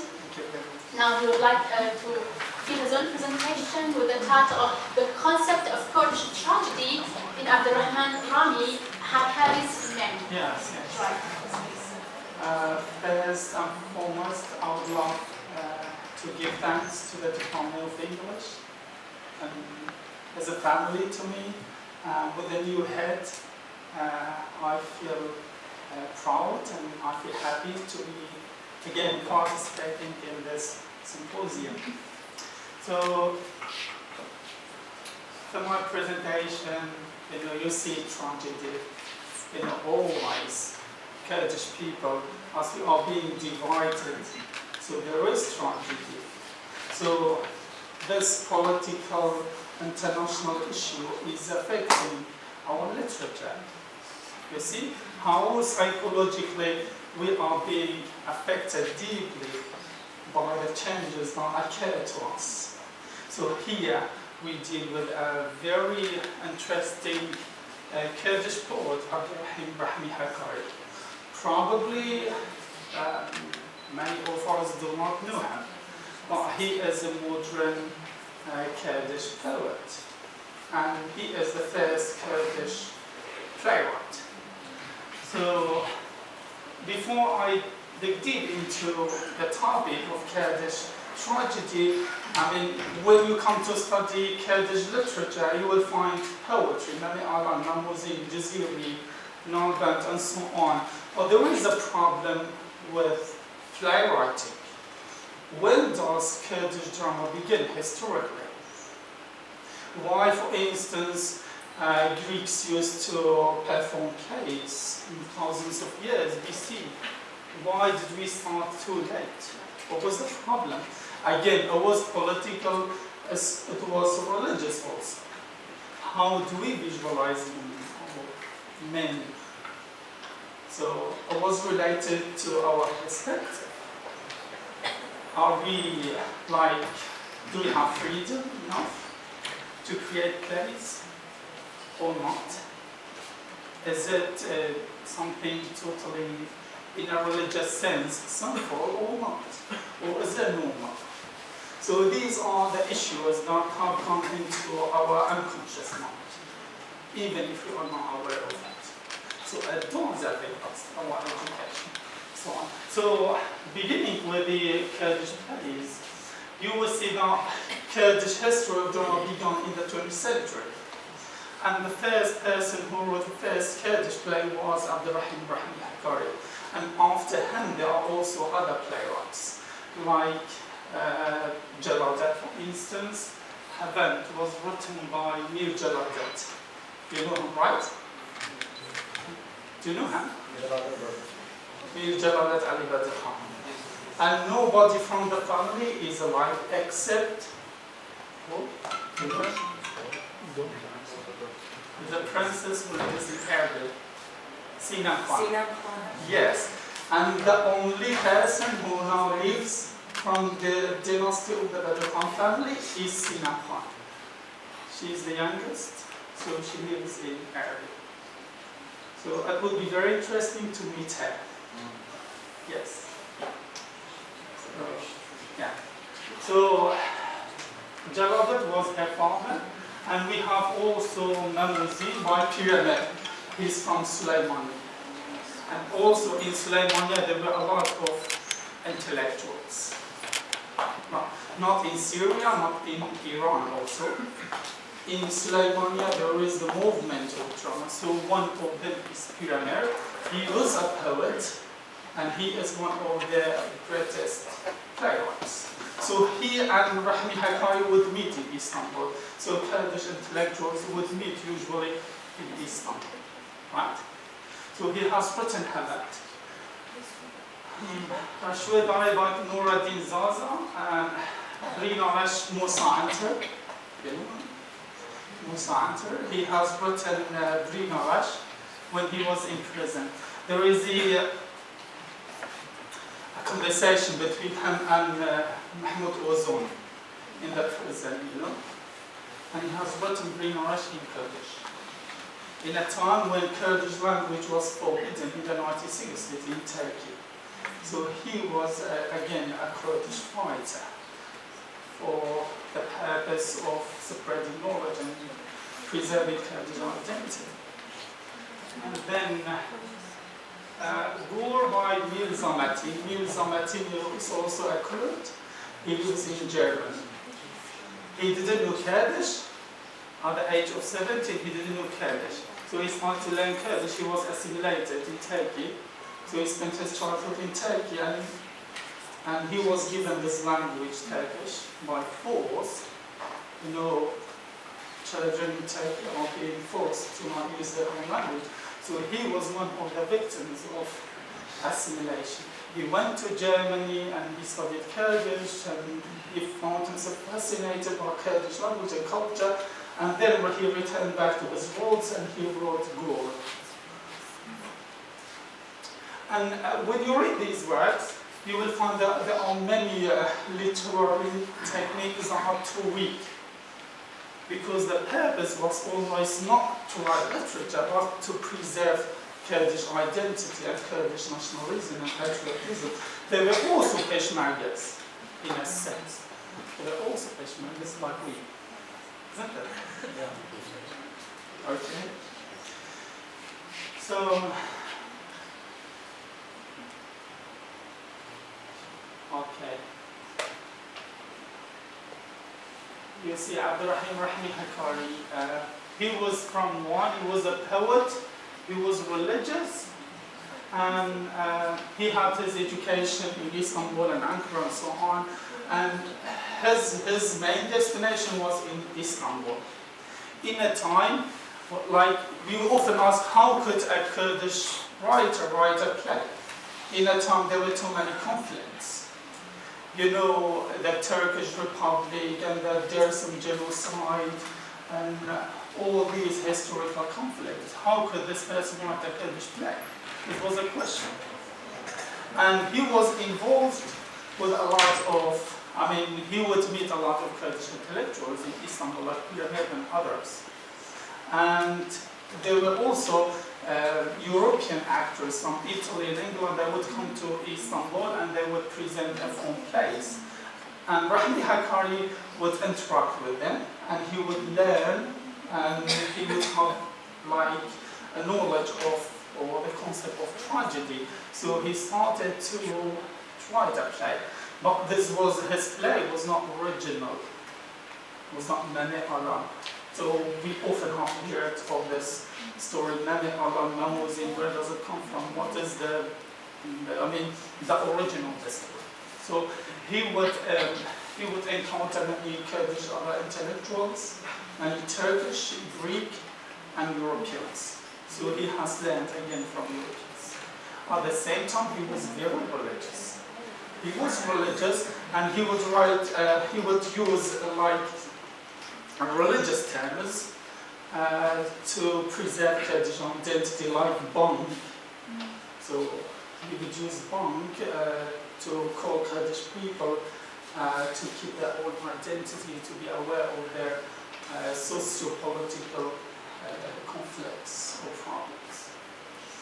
So he was also a prominent figure in where Kumala on the current Kurd So in this magazine, he would write poems and little stories, and most interestingly, Abdurrahman Hakari wrote Mami Allah. So when you read the Kurdish history of drama, you will come across, you will pinpoint that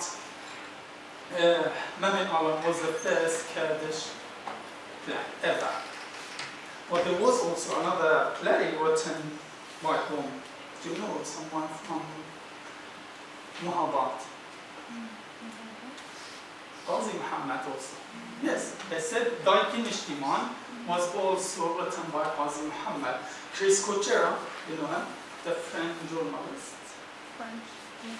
Unfortunately, he was rewarded by our president, Mr. Walzan. Yeah, he was rewarded by our president. So Chris Cochera narrates that Qazi Muhammad has written a play called Daikin Ishtiman in Muhabbat, when there was the Kurdish republic in Iraq. And later on, Qazi Muhammad unfortunately was executed. 10 minutes. 10 minutes. Okay.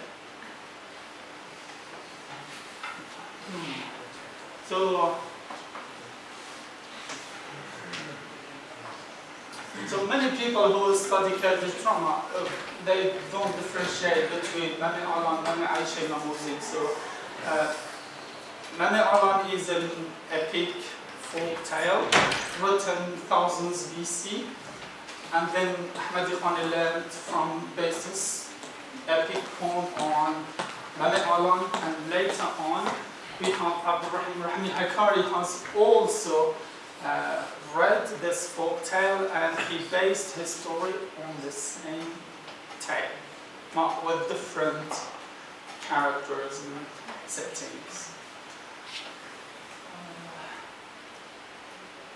So with Mami Alan we deal with the tragedies that occur in the family. Domestic tragedy was very popular in Shakespeare's plays, also not frequent.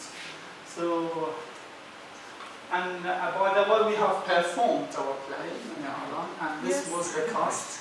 Yeah, it was 2029. Yep, you see the cast, and Haybi and Gavul Lawand and I and Mr. Umed, we have directed the play. It was performed 3 times. Yes. And I think Hala could not tolerate it. She shed tears and got out. You see? If we pause the video, would you cry again? You made the audience cry. Yeah. No, Everybody feels sad. no, I don't intend it. Okay, you see, can we take a look at the video? Where is it? Yes. And these are pictures. No, video. Just picture. I don't know. Right? It is. I think also on the desktop. Can we play it? On the desktop. Can we play it? I have prepared a show video from the play where you will see the performance of the play. Actually, when you read the text, Mami Alan, there are a lot of mistakes. There is no stage directions, how characters are dressed and how they behave. And the text is very short. And if Rahmi Hakari was alive, he would say, this is not my play. You have plagiarized. It's okay. Yeah. Does it work? And there is a voice. Can we...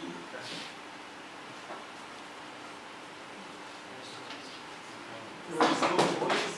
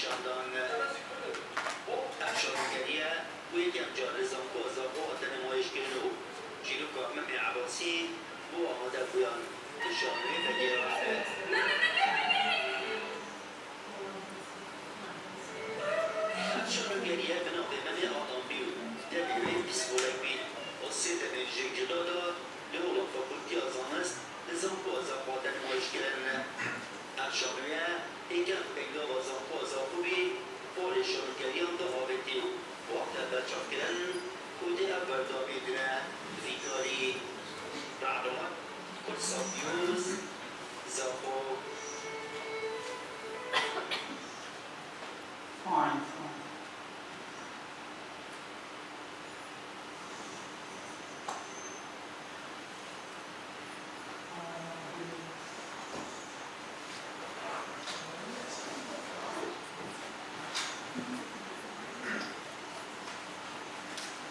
So, you know the story of Mami Allah. Mam is from the tribe of Allah. He belongs to a tribe. And he has been given the order to fight against infidels. You see? So he has to fight. So he goes back to the war, and when the mother was not at home. The mother was away, he came back home and he saw his wife. So during his absence, they were missing each other. So when they met, so he has to, hug his wife and sleep with her and so on. So they were sleeping together when the mother was away. So when she came back home, she felt that a man, a stranger, was sleeping with her, with the wife of man. So she was outraged and she has to take revenge. She killed the son. She killed the son, and when the wife wakes up, she informs her mother-in-law that she has committed a murder. She has killed her son. And this is the end of the story. So when the story ends, there is like a famous song,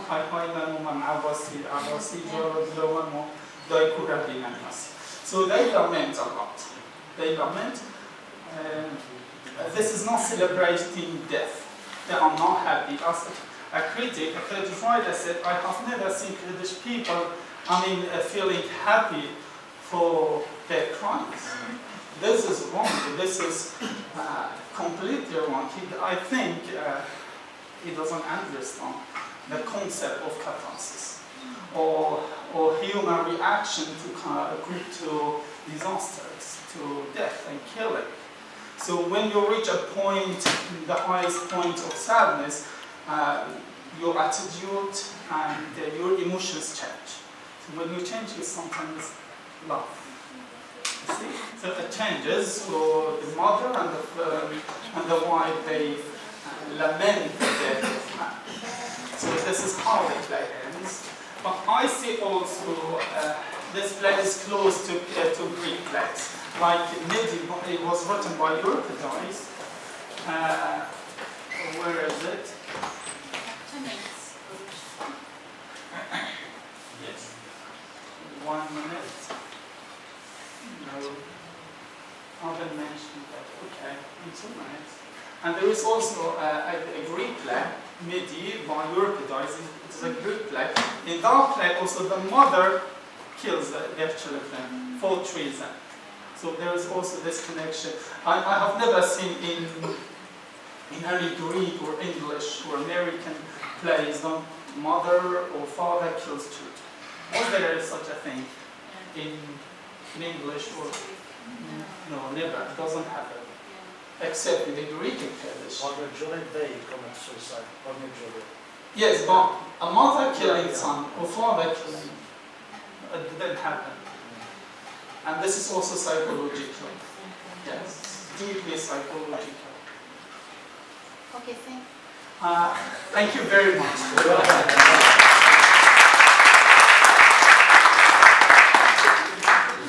much. I think this is a very broad topic. You need like more than 1 hour for it, right? Sure. So many aspects. So, but you have given us a very good idea. Thank you very Thank you much. so much for this wonderful presentations. Now we would like to move to Koyara, our third presenter for today. Let me just read a brief biography about her. She's our daughter as well of the department. Koyara Yaqub Ahmed. She graduated from the English department, College of Arts, Zakho University. It was College of Arts at that time. Zakho University with a BA degree, 2011. Then she joined the master program at the same university, Zakho University, and got her MA degree in 2017, very fresh. And after that, she started teaching at our department, courses in English literature. And her field of research in inquiry include modern English literature, contemporary Middle Eastern literature, Turkish novels as well, feminism, and post-colonial theory. So thank you so much for your participation. And her presentation today has a title, Unraveling Kurdish Culture and Language in Elif Shafak Honor. Thank you. Thank you all for attending. Today I'm gonna discuss how the Elif Shafak represents the Kurdish culture and people in her novel Honor, which was originally published in 2011. First, the novel follows the two twin sisters who are Kurds, Pembe and Jamila, who live in a remote, isolated Kurdish village with a titled Malachar Baran village. The village is remote and isolated from the other modern world, and the setting is in the 1950s. The village doesn't have schools, modern facilities, roads, or any other facilities. So the life there is very difficult, and they don't have exposure to the world outside. Do you have the mic on?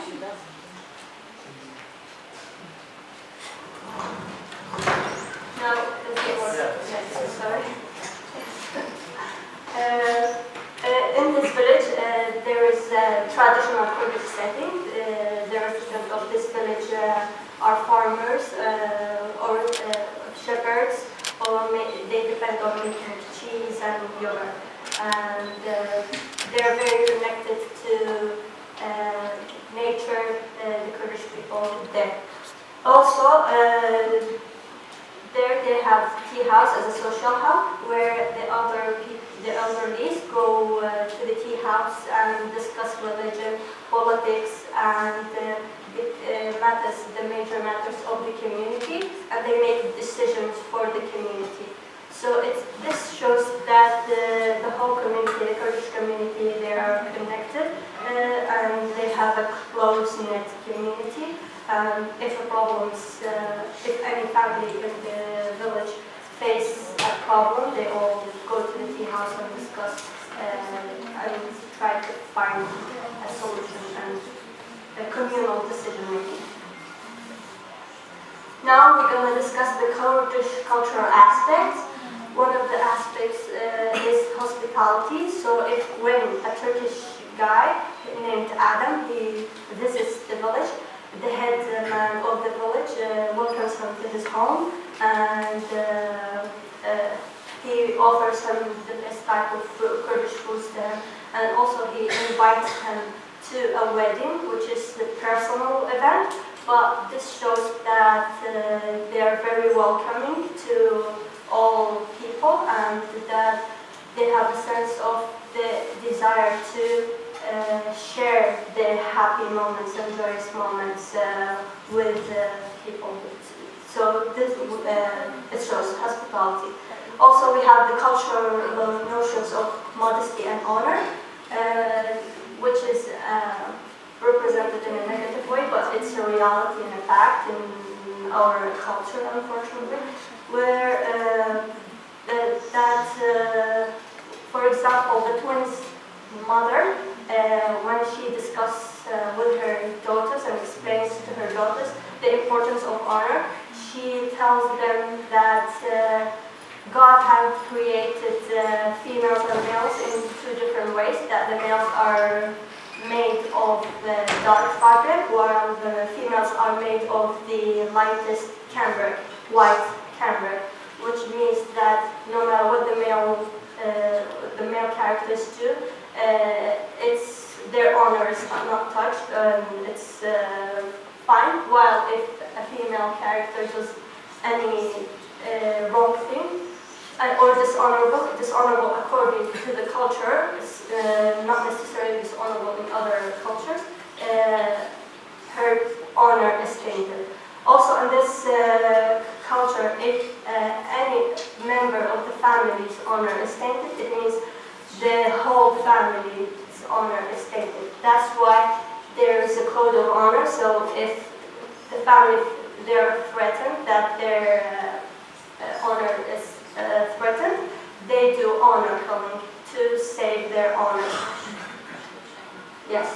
Also, we have traditional gender rules where the women, especially back then because it was in the 1950s to the 70s, the women have to be submissive to the male characters, have to be obedient, dutiful. Her main role is to be a mother or a wife, and has to be obedient to the male characters, whether fathers, brothers, husbands. Okay. Also, we have family dynamics. The family in the Kurdish culture here is represented as the members have very close relationship with each other. This is shown through the characters, the twin characters, Pembe and Jamila.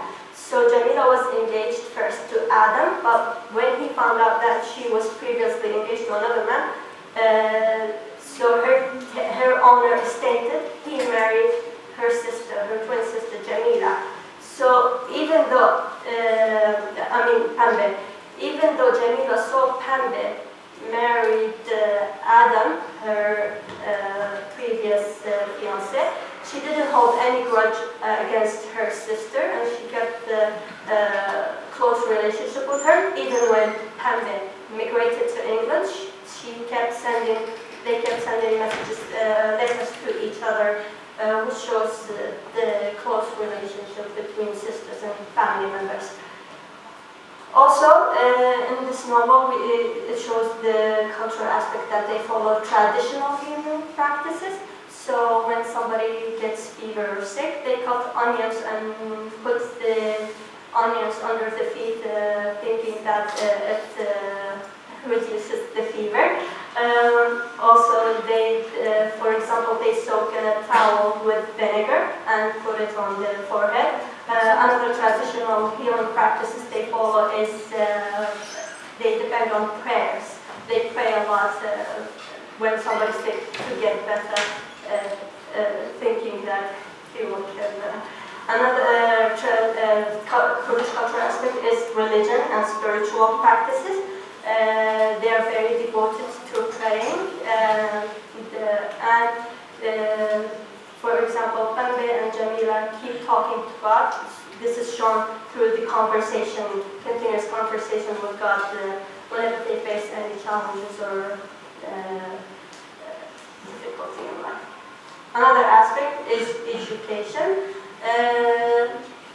We have two perspectives. Some, for example, the twins' mother, she doesn't think that education is important because, as we said, there is traditional gender rules. She thinks that what's more important is for her daughters to be wives.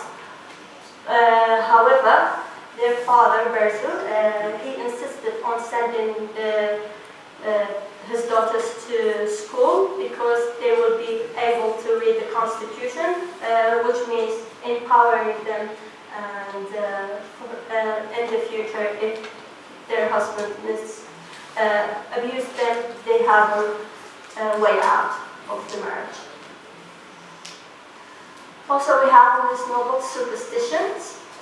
One of them is the mystical connection between twins, that if Pembe was hurt, even if she's in another village, her twin sister will feel exactly at the same time that sort of pain with the same measure.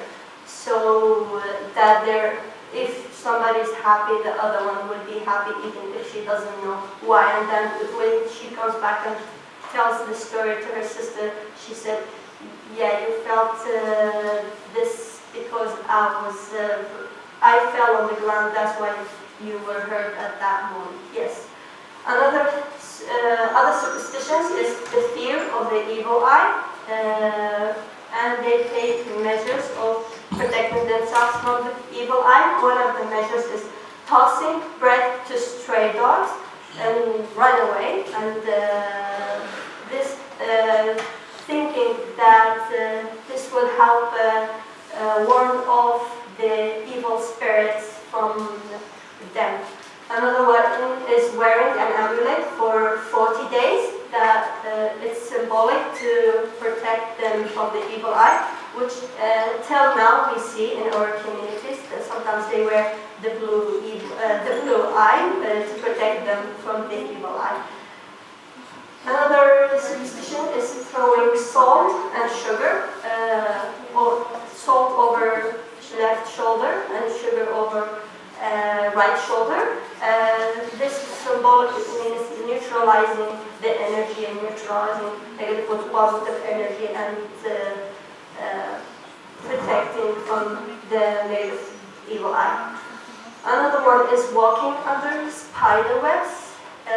This is also symbolic that if you walk under the spider webs, it protects you from any unknown threats and like the evil eye. Also, we have pouring sacred rose water to purify the house of any negative energy. And some of these superstitions still exist in our community. One time I saw a stone next to my friend's bed, and I didn't know what is this, and I asked her, and she said, this protects me and brings me positive energy.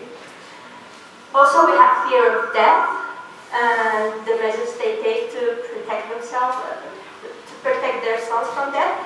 For example, Pembe had a son, and in the beginning, in the first couple of years, she didn't name her son, thinking if her son doesn't be able to find him and kill him.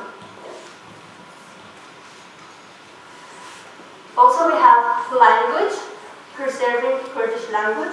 This is shown, as we said, the village is isolated, and when Darzu, the fathers of the twins, sent his daughters to the school, when the school is 40 minutes walkway away from the village, which is far, and they went to school with worn out shoes and in cold winter, but when they reached the school, they saw that everybody speaks Turkish because this village is in Turkey.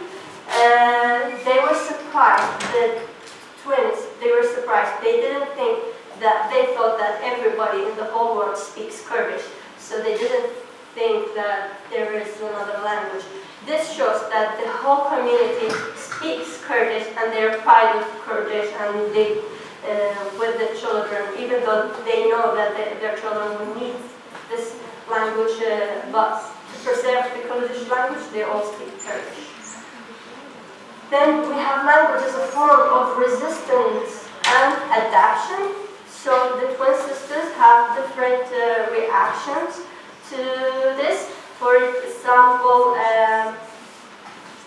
Pembe tries to excel in Turkish as a way of assimilation with the culture and the language, and as a way to reach the teacher's heart, and to excel in education, and so her teacher will like her and get good grades.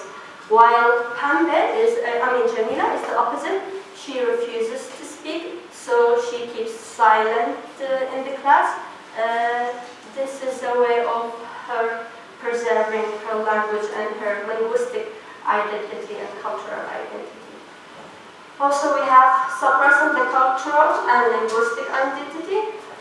This is shown in the way the teacher treats the Kurds in the school. For example, the physical punishment. And for example, if any student speaks or utters a Kurdish word, he will make that student go next to the black board and stand on one foot and opposite to the class. Some students were there for example, 5 minutes, and then they were excused back to their seats under the condition that they do not utter a Kurdish word again. But some students stayed there for hours on one foot. This punishment is a way of the teachers suppressing the cultural and linguistic identity of the Kurds to force them not speak Kurdish and forget their language. Also, another way of suppressing the cultural and linguistic identity, and we have another example in the novel, is when Berzo takes his daughter to the hospital, and when the doctor knows that they are Kurds because they were speaking Kurdish, and at the beginning they shift to Turkish, so the doctor will understand him, but the doctor treats Berzo and his daughter in a very cruel way, discriminating. This shows discrimination, and the doctor pretends that she doesn't understand the symptoms and just doesn't listen carefully to his symptoms or to the problems, just because she heard that they speak Kurdish. So this is suppressing the cultural linguistic identity. Yes, I was fast. Although in Elif Shafak's novel we've seen all the cultural aspects, some of them were positive and some of them are negative, but Jamila at the end, despite all of these difficulties, she proves at the end she became independent, she became intelligent, and she refused to the traditional gender rules just to be a wife. She lived alone in a remote village and became a midwife, and this village was full of smugglers, wolves, brigands, but she was not scared, and she was happy with the way her life, and she chose independency, and this also shows that the Kurdish women, despite all of the challenges and problems, they can be independent, and they're strong characters. Yes, thank you. Thank you so much.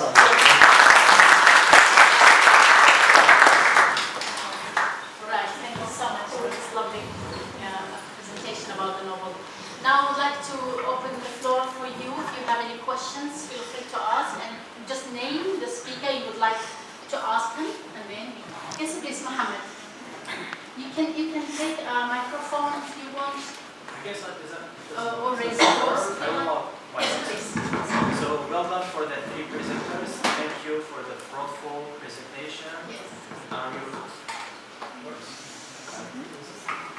Okay, so as I said, thank you for your dedication and truly shine through these slides. My question is for Dr. Huda, Yes. and it is as follows. Yeah. What's the idea behind using 6 different narrators in 6 different chapters within the novel? Is polyphony displayed through this technique, or it's just because of choosing the closest character to setting the protagonist of the novel in the period that the chapter is running? Very good question. Yeah, it is interesting actually.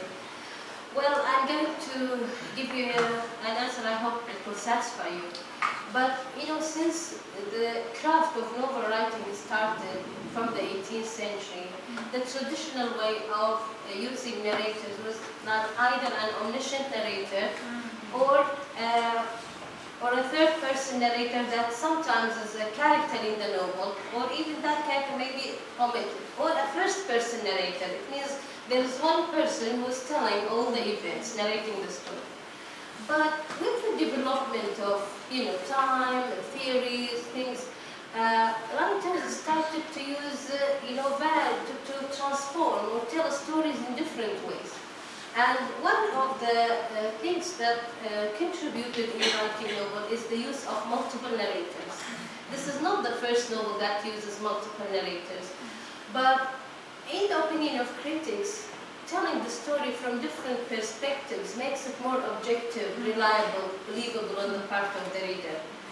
And Bachtin's approach is not a matter of narrator. Bachtin deals with the characters of the novel as polyphonic.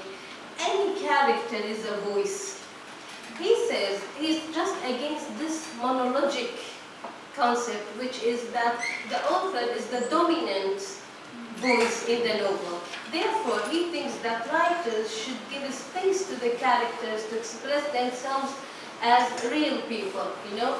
That readers, when reading the story, you believe this is the character and this is his features. That's why he's speaking in this way. That's why he's transforming the events to me in this way. It creates objectivity, and in terms of Bachtin, it creates a kind of balance in the whole structure of the novel. May I say something here? Yeah.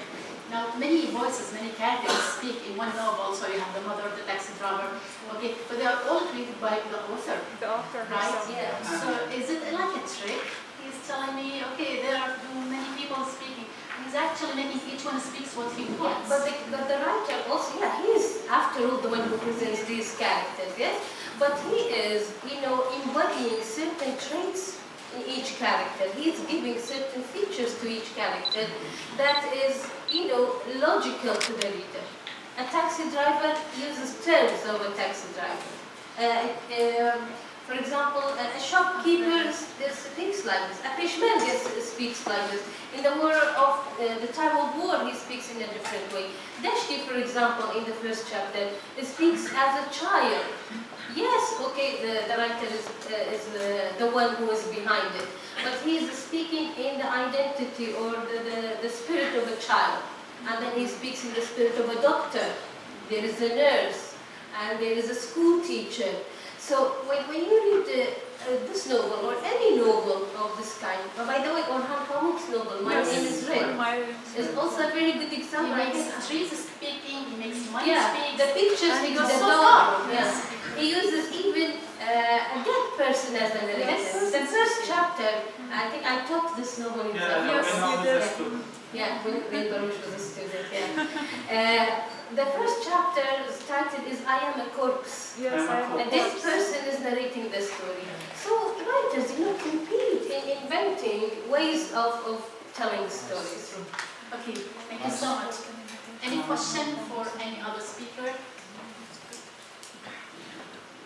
Salar, would you like to ask Koyar about Yes, about the novel itself, Ms. Huda. I think they chose. I think the writer chose 6 chapters to identify the past of the history of the Kurdish people when they started revolution at this area, because we have, we may say, 6 leaders at the history who we may say, like a light in this way, who started revolution against the Iraqi peoples or Arabic in this area, and that's why it is referring that in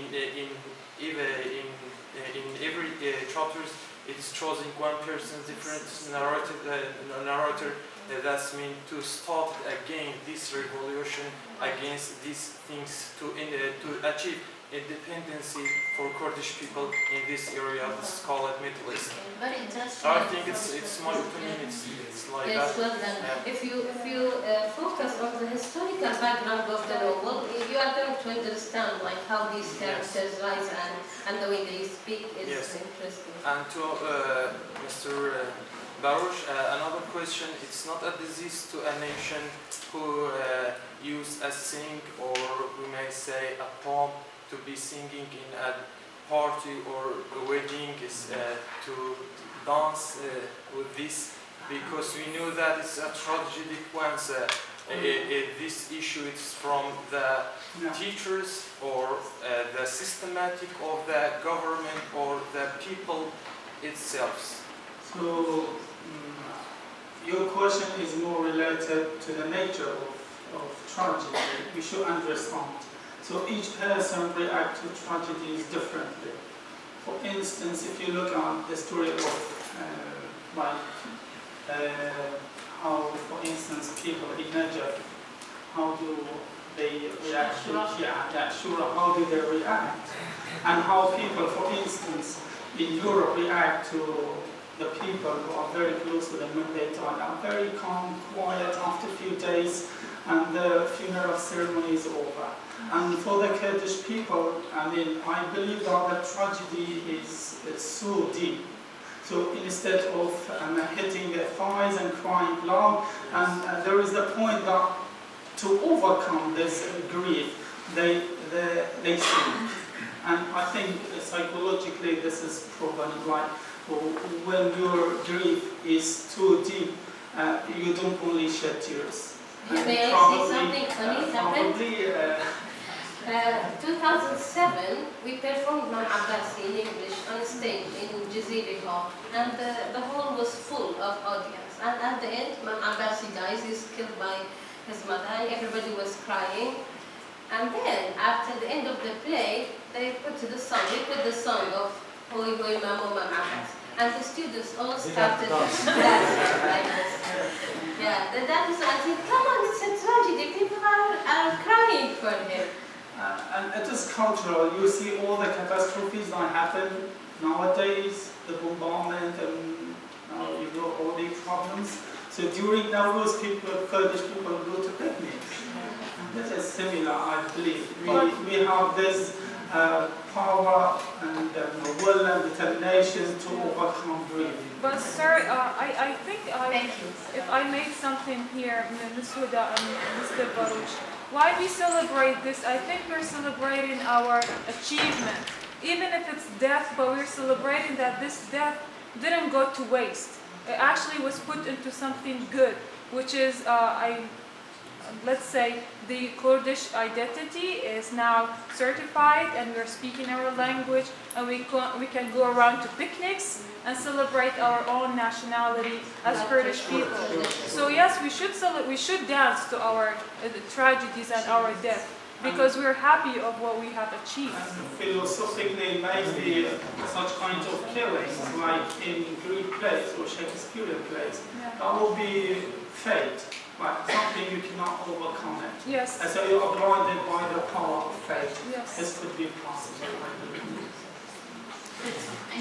More questions? I have one question for Mr. Baruch. Thanks for your work. What is the message behind the Dead Sea in The message.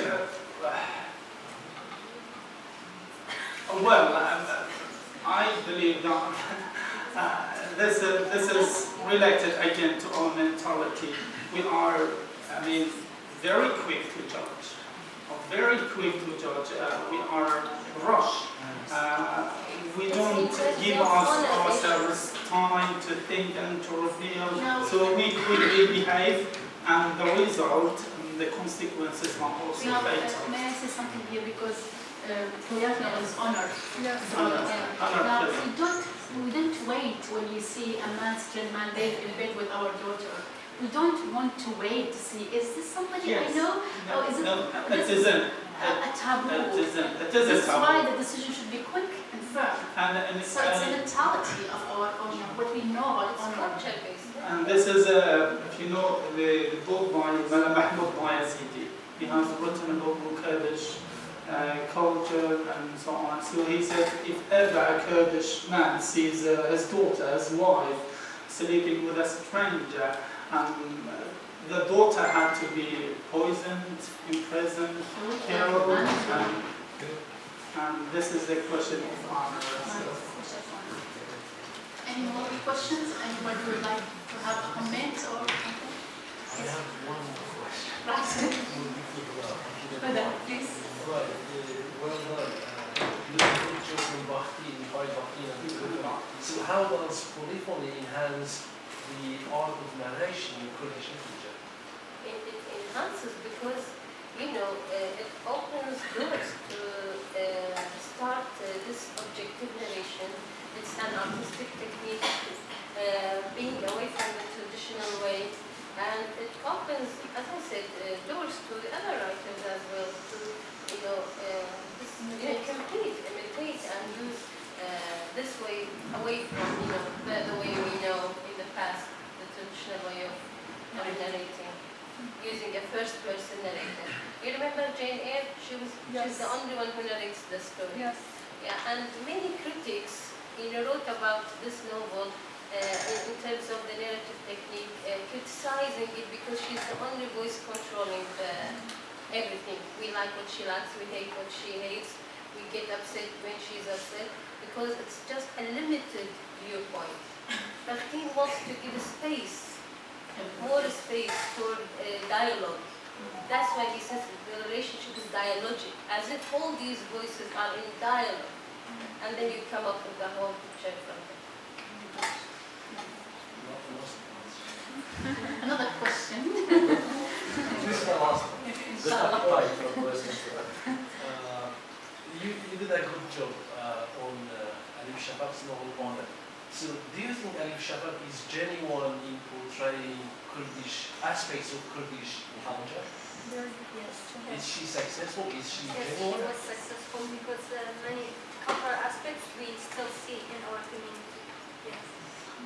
Maybe not 100%. And superstitious, for example, putting blue yeah, and honor killing. We still have even now. We're in 2023, and the novel the setting was in 1950s, 1970s, so they were more restrictive. Does she speak Kurdish? Who? Alif Shafak? She doesn't speak Kurdish. Is she really knowledgeable about my culture if she doesn't speak my language? Well, because she's from Turkey and she has met Kurds and she has visited Kurdish villages. That's why it's like an Iraqi person knows about our culture.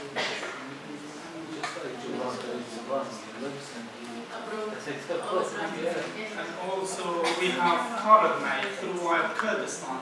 Karagmay was a German writer. He wrote about Kurdish culture in the 19th century, and he was never in Kurdistan. And his depiction and descriptions and writings on Kurdish tribes is amazing. Even Kurdish people learn from Karagmay. So do you think Karagmay has visited Kurdistan? He never did it. He was never here. Right, I don't know whether the head of the department would like to do something, or give us money, or give us food, or anything. Certificates, yeah. But no money. Zbog dla nas posypać było involvement razda, żeby byśmy kiedyś postanowili dochodzić, że kurczę. Mam zdarzenie.